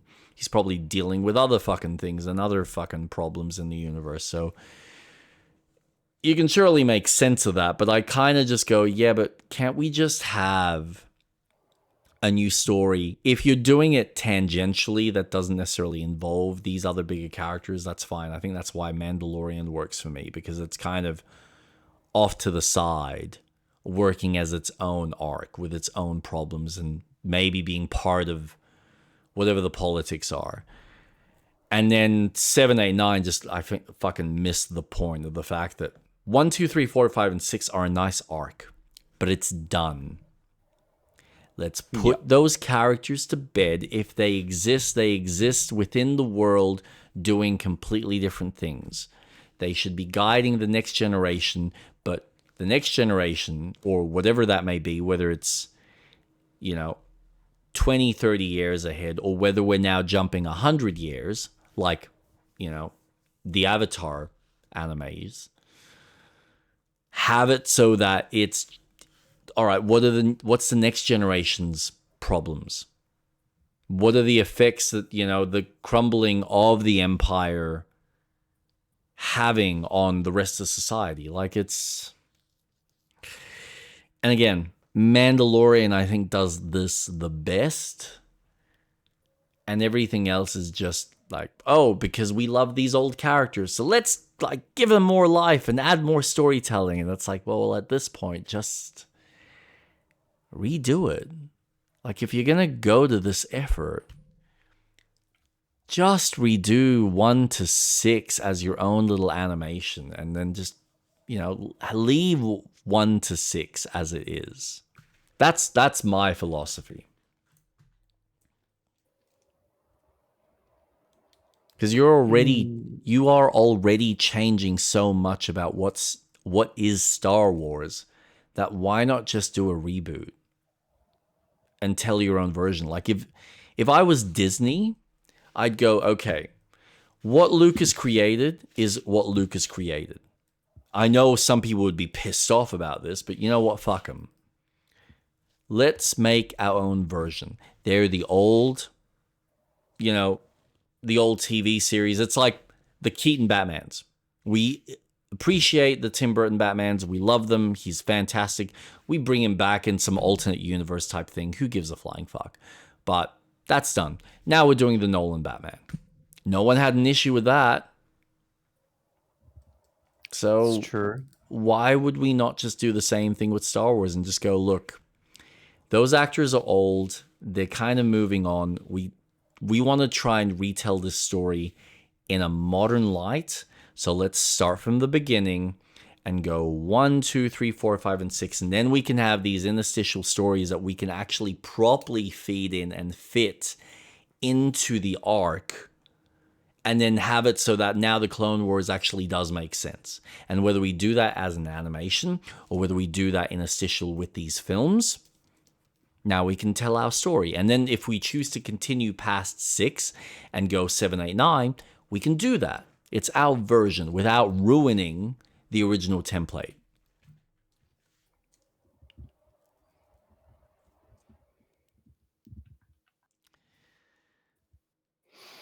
Yeah. I You disagree. That's fine. I don't think a full reboot needs to happen because there's so much in the universe already that can be explored. Sure. And it is being explored. Yes.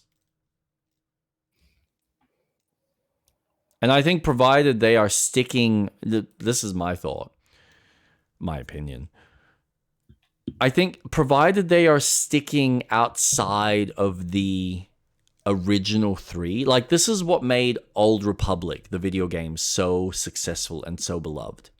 Because they went so far before that none of the original characters mattered.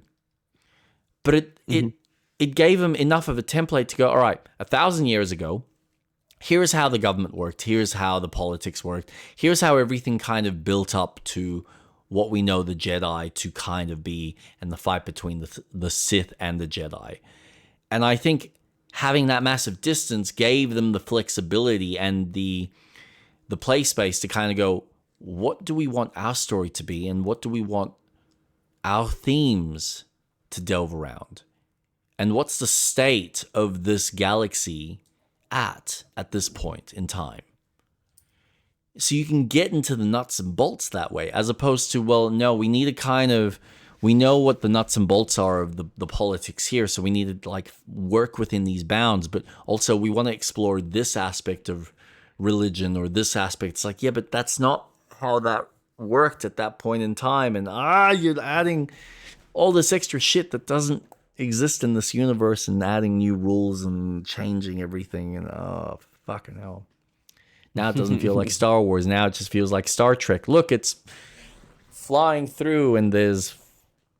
yeah, I'm ranting. I'm just... Yeah.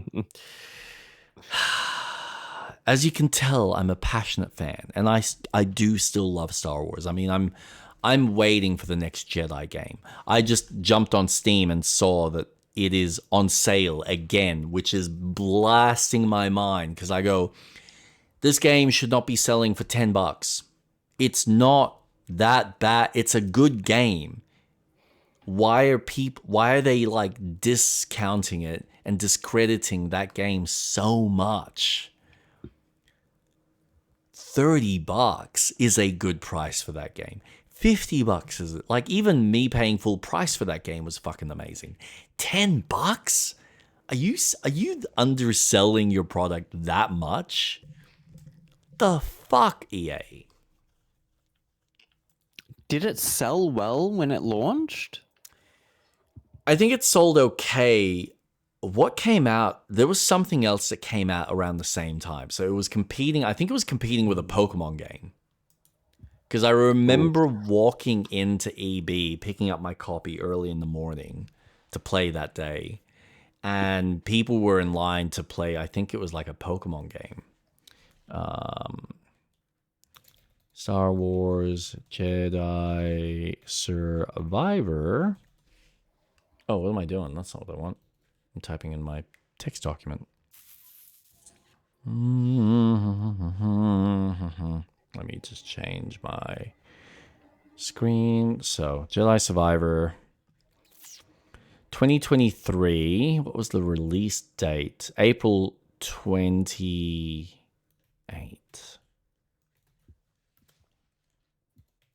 Game releases.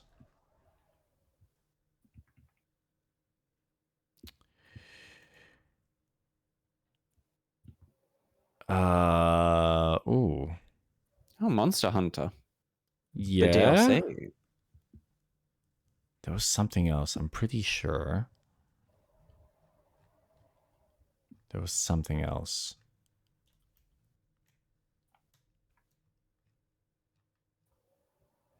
Fucking hell.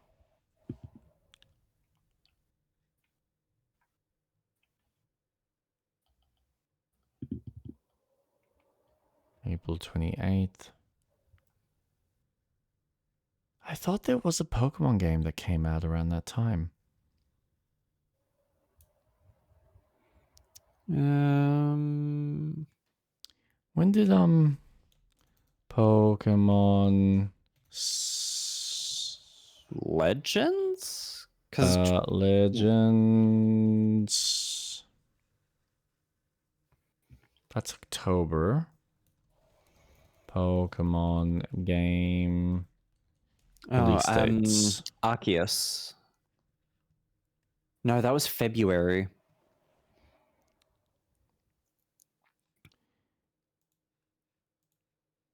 Hold on.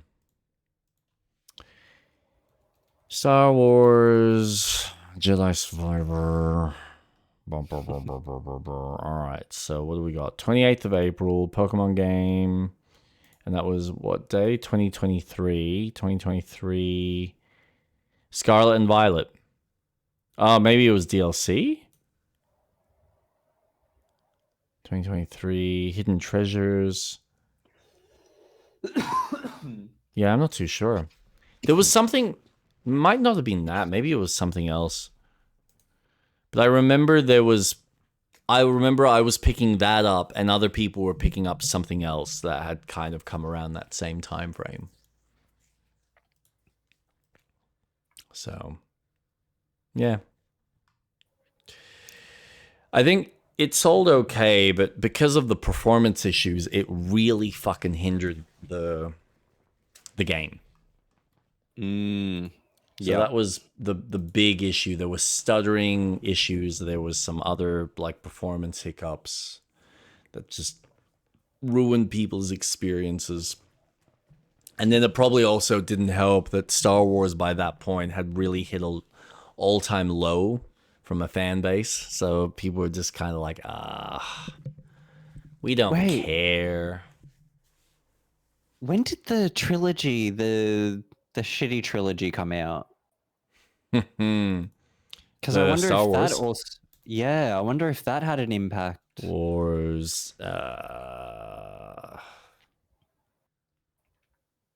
Episode 9.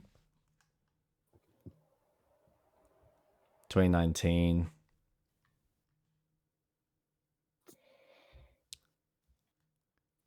What came after that? Solo? No, that was 2018. What came after episode 9? Unless it was just the TV series by that point. Yeah. And we hadn't really had any movies. So, yeah, no, I think honestly, 2023 just feels like it was kind of, for most fans, it was a lull for Star Wars. So it hadn't really. It lost its stride. I think certain people just lost their interest. I think being a stuttery mess probably didn't help with it selling so well.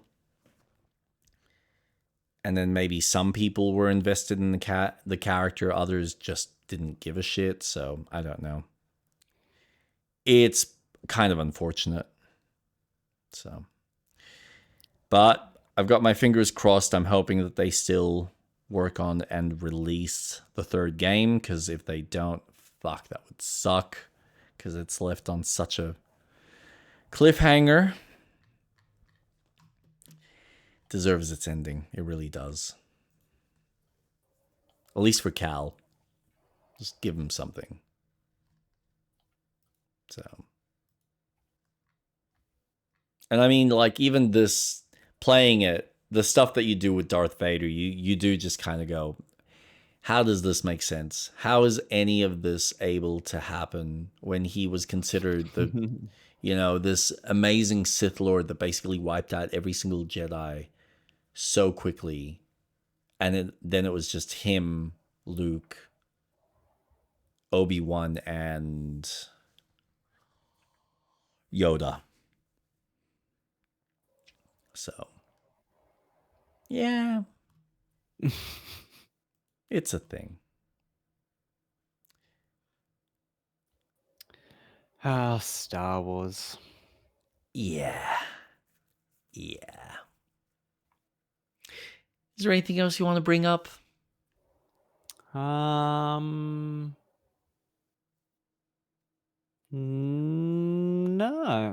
Fairly quiet week, so yeah, nothing really. There was a couple of interesting trailers I saw. Nakomi Nazi Hunter. I don't know if you've seen that. No. What is it? I'll show it to you. It's a third-person stealth action game. Kind of looks like Sifu in certain aspects. Nakomi Nazi Hunter. God, I'm so grateful I've learned how to touch type. Ooh, is this recent? That looks recent.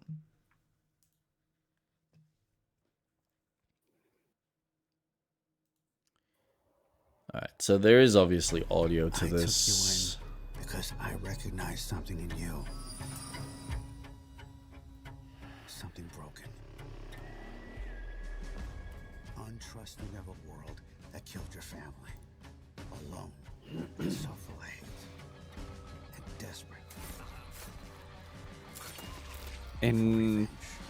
Interesting. In my culture, there's a word for revenge. We call it Nakomi. I've seen Killing Nazis. It's fun. It eats you alive. But I understand the Nazis have taken everything from us. So go on, my boy. Kill them all. Yeah, it looks interesting. Like, for a small indie type of game, from what I'm assuming. Other than that, there's The Boys video game that's being made called Trigger Warning that's releasing on PSVR and MetaQuest. So I don't know if you've seen that. I know you don't really do VR. You don't have one. Yeah, not on my radar. No, that's fine. City Skylines apparently is still receiving updates. Have you seen this update? City Skylines 2 or 1? 1. What? Yeah. Have you seen? All right. I'll show it to you. I gotta admit, I do wonder whether someone like Nick would get a kick out of this. You can make your own racetracks. Oh my god. But it's like, you can set them up so that they're like marathons for bike riding, for running around the city. And then you can actually set up proper racetracks and build a track for your Formula One, for your V8s, or even for your, like, your old school vehicles. God.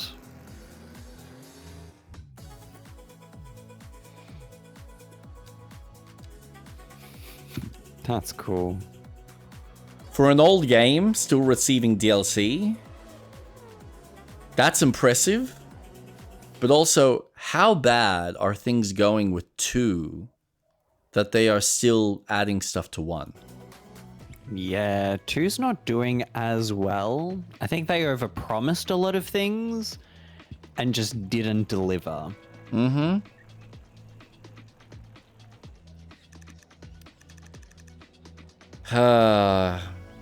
Gosh, this actually looks really fun. Yeah, doesn't it?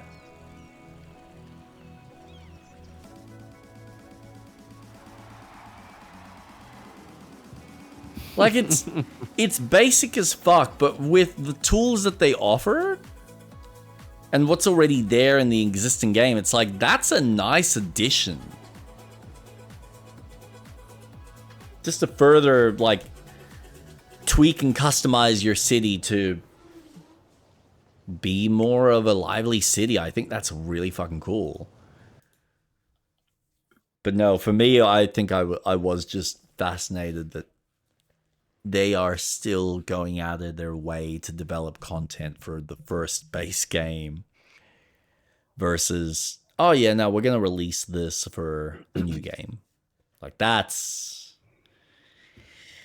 a bit weird, but okay. But yeah, other than that, the only other thing that I had was, despite any of the memory storage issues, Valve is still intending to release its Steam Machine line this year. Yes, they are. So we shall see how that goes. Apparently, I was listening to, what's it called? Something Law's Dead. He's a YouTuber that is very into the tech space. Moore's Law's Dead. I think that's his name. And he brought up the really cool, interesting behind the scenes aspect where, okay, the reason for the delay is they don't know, because right now the biggest issue is all the capacity of memory has been bought out. And it's about whether certain companies know when there's going to be availability for them to make more stock of other things that they might need. So it's about, like, now they have to wait for availability for new customers to get in line for whatever they're choosing to make. So the issue is they can probably release what they've got now, but the issue will be if it's successful and they run out of stock, then it doesn't look good from a market standpoint if there's no stock available till like next year. So the theory is that they are delaying the release date in hopes that by the time they get to the end of the year, they'll have an idea of when they can get more stock for the chipsets.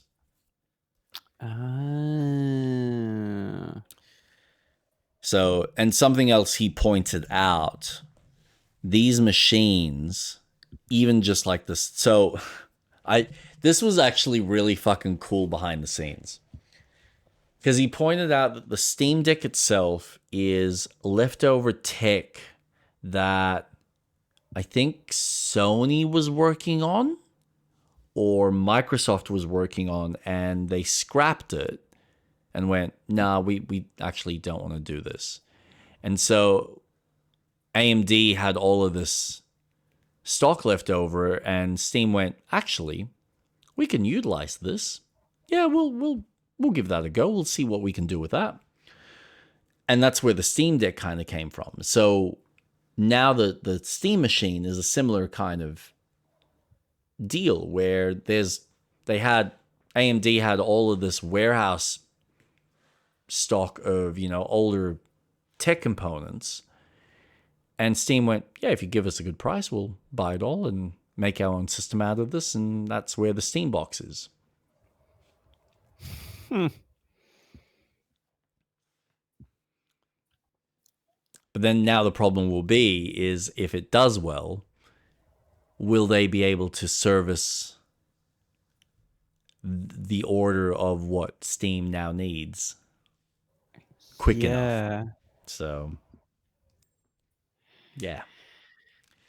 Shit. And especially for a company like Steam, where they're just getting into the console space, they're probably not going to want to buy as much stock as what Sony or typically Microsoft would. So they're not necessarily going to get first priority. Probably not. That's fuck AI.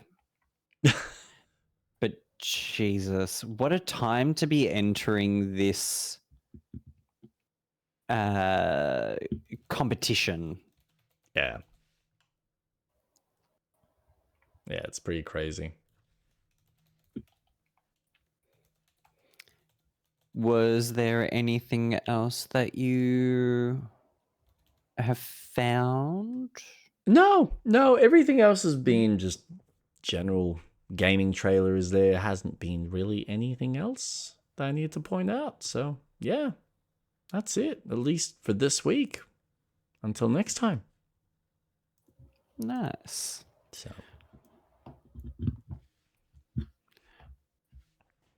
well, where can we find you, Jake? you can find me on my YouTube and Twitch channels at Jake_Starvik. You will see me theoretically playing The Last of Lies of P this Wednesday at 7:30 Melbourne, Australian time. And then next week we will be continuing Baldur's Gate. I hope to God I will be in a better state, even if I have to take a fucking nap beforehand. The only special thing we are doing is celebrating my wife's birthday, so that'll be fun next week. Nice. Yeah. And where can we find you, dear Street Rat? You can find me on Twitch and maybe YouTube if I ever get that started properly. At StreetRat_Atlas.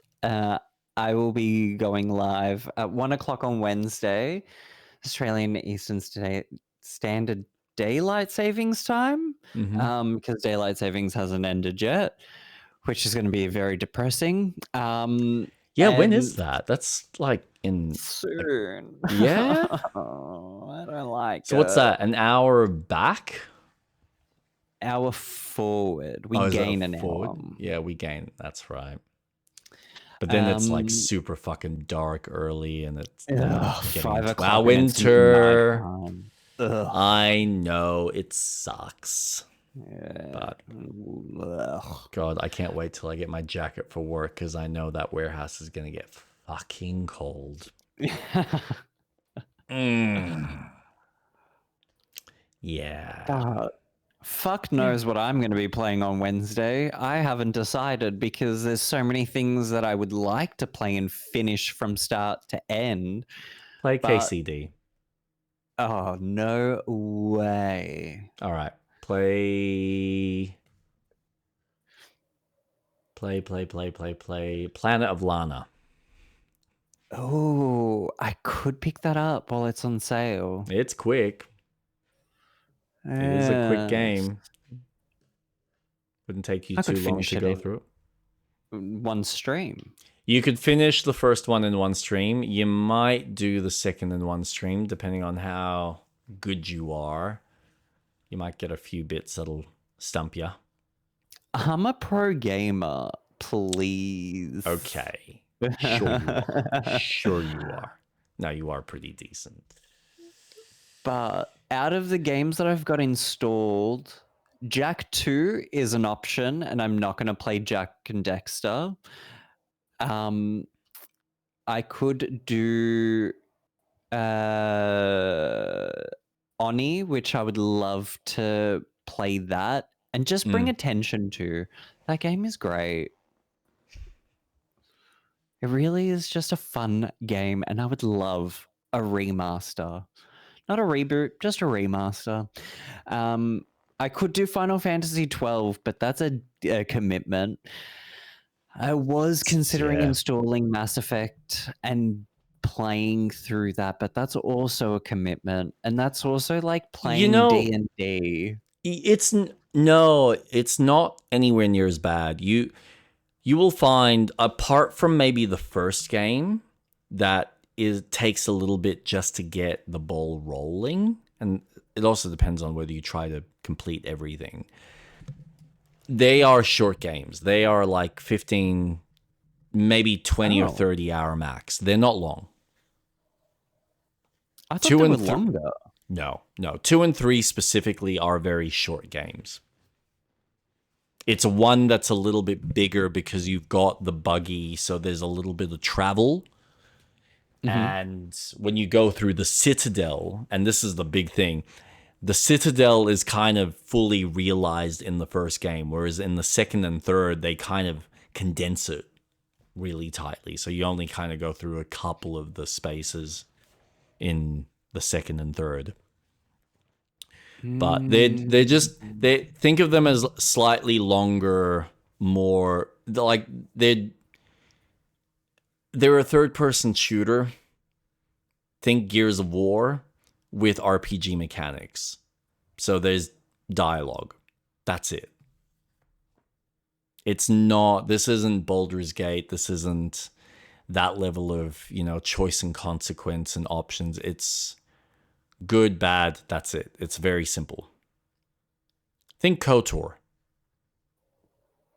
Because KOTOR isn't by itself a long game.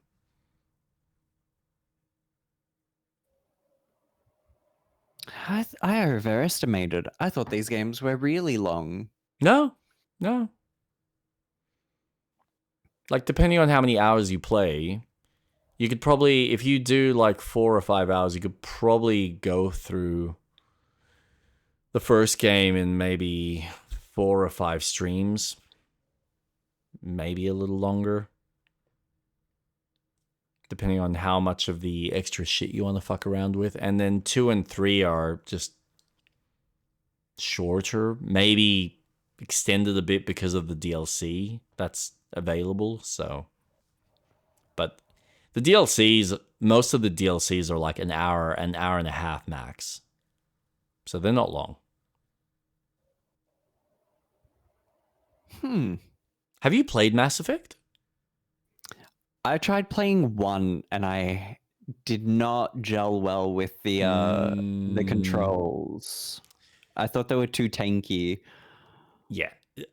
They are. It's a series that I just want to play because I've got them. They are so good. Just, if you like Star Trek, you know what you'll love about Mass Effect? And if you get into 1, I think you will really gel with it more. Because you feel like a Jedi in a Star Trek universe. Ooh. So what I mean by that is so to set the premise for you, right? Because obviously you haven't played much of the series. Mhm. So you have no concept of what's happening. So set in the future, humans have found these mass relays on, I think, the moon, and they are what they use to travel like these far distant locations across the galaxy. And when you kind of get into the game, they've got all the history dossier, so you can kind of learn about the fact that the humans and the Turians were the first ones in contact with each other, and they were at war for a while until they sorted their differences, and the council kind of got involved. And so now you're like many, many years into the future where the humans have kind of been accepted into the other race alongside the other races. And the main central hub is called the Citadel. It's this massive, huge ship that, like, it's almost like Coruscant, where all the cities, everyone kind of exists on this huge ship that just floats in this region of the galaxy. And the humans have basically been doing everything in their power to try and get a seat on this Citadel, because you've got three of the major races that have a seat on the council, and the humans want to, get representation, and they've got like their certain benefactors or like certain government officials that are there in the Citadel, but they don't necessarily have the same voice as these other three major races, and there's like another 2 or 3 more races on top of that. And the game starts with like whoever Commander Shepard that you play as, who is investigating a specific incident that's happened on a planet. And it starts to uncover like a really big mystery that plays into the whole trilogy. But essentially what you're doing is you're dealing with, so the Citadel Council have, what are they called? They're essentially like their elite agents that they send off around the galaxy in order to solve very specific missions. So it's almost like you've got the Council of Coruscant, like the main government officials, and then they have like their Jedi that they send off to make peace treaties or sort out issues in the galaxy or investigate things. And so your character, who's this old war veteran, has come into this situation and has meant to catch up with one of these, I think 2 of these like Citadel elites. And one of them gets shot by another guy. So now you're trying to prove that he's actually bad to the Citadel and prove that he's after something. So the first bit of the game, you're spending your time on the Citadel trying to get the evidence that you need in order to prove that he's up to no good and he needs to be hunted down. And so when you finally do, the game kind of they give you the access, so you actually become one of these elite soldiers, and they go, all right, we're now giving you the keys. We're now giving you the James Bond license to kill. You need to go and hunt down this Turian. And now you're off across the galaxy trying to hunt this guy down while you're also dealing with, and learning about all the other factions and learning about all the different wars that have happened and the genocide between one race versus another and all of this other fucking cool and interesting shit. It's amazing storytelling and amazing world building. Yeah. And like I said, they are not long games. Do not expect them to be 100 hours each. So let's have a look at this. I know we were supposed to finish up, but now you've like Mass Effect, and I haven't gone through them in a while, but time to be. I know this is not always very indicative. Everyone's play times are different. Mass Effect.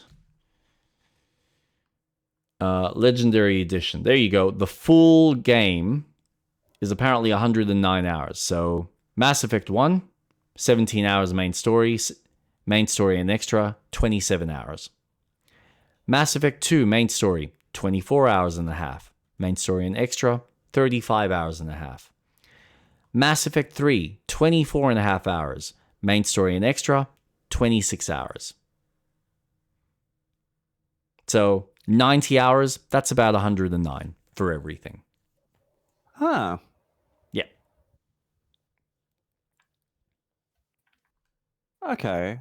They are not long games. They are really well told stories that you feel like you're playing a TV series. And each one's is like a season.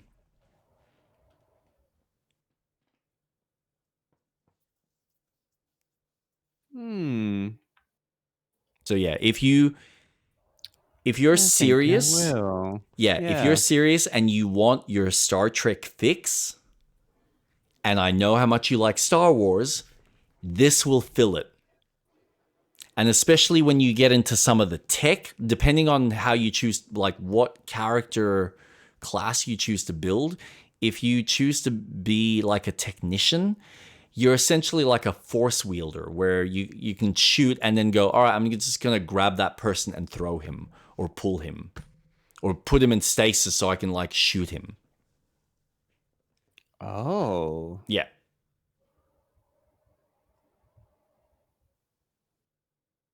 Okay. Yeah.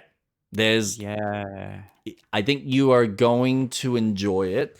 And what's cool, if you've got the Legendary Edition, then you've got all the improvements to the very first game that just tweak the shooting mechanics so it's a little bit more like 2 and 3.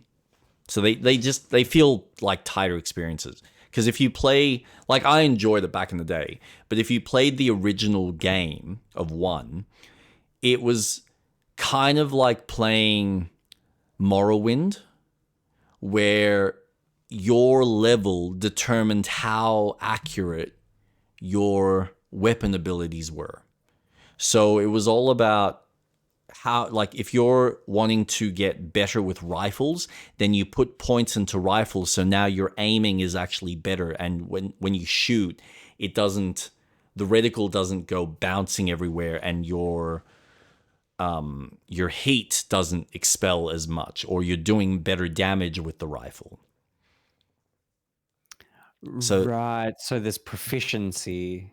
Yeah, so it was all about you build your character in whatever proficiencies you want. If you want him to be a great at combat and use very specific weapons, like you can't level everything up. You kind of have to very much choose what weapons you want to specialize in, and you want to stick to those weapons throughout the game, because there's no respecking. That's kind of the one thing that whatever class you're building, that's the class you're building.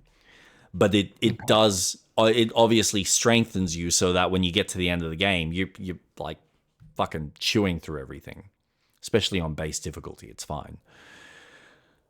But again, being a short game, if you want to replay it and try the other class, that's fine. I would advise doing that for 2 and 3, because I think 2 and 3 are better games and offer a little bit more improvements from some of those systems versus 1.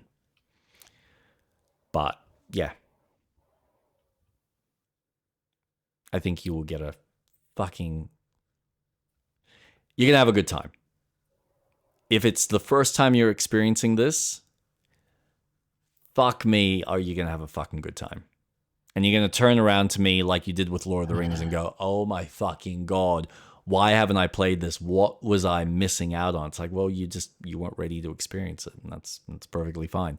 Now you get to experience it, and if no one spoiled anything, then you get to enjoy all the journey. And I hope that you get to the end and are satisfied like we were not. So, because yeah, you will at least have everything there.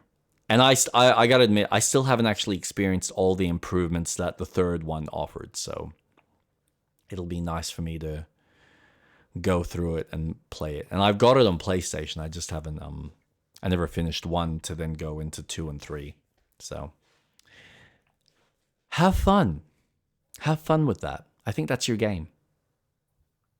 I think it is. Impulsive, have you played Mass Effect? I'm sure you have. He's a BioWare fan. Yeah. And you can honestly skip Andromeda. You don't have to go and do it unless you feel inclined to experience a subpar story with better game design mechanics. But yeah, I wouldn't say it's a better experience. Okay, so I don't have to play the side game. No, the side game is, it's a tangential thing of the main arc of 1, 2, and 3 are happening. So here's another ship that was sent off as a means to try and colonize a new part, and a completely different galaxy. So the Andromeda galaxy. And then it's this ship that's now crashed, this colony ship that's crashed into this galaxy and are having to rebuild themselves and learn about the inhabitants in that specific galaxy. So it's a cool concept. They never fully fleshed out the characters and the world building enough and made the general plot interesting enough for players. And then there were other issues from a game design standpoint that for the most part were patched, but not everything was 100% fixed because of the fact that the developers were forced to use the Frostbite engine, I think.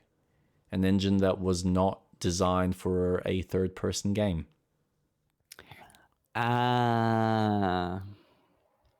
Okay. So Yeah. I'll just play 1 through to 3. 1 and 3. 1, 2, and 3.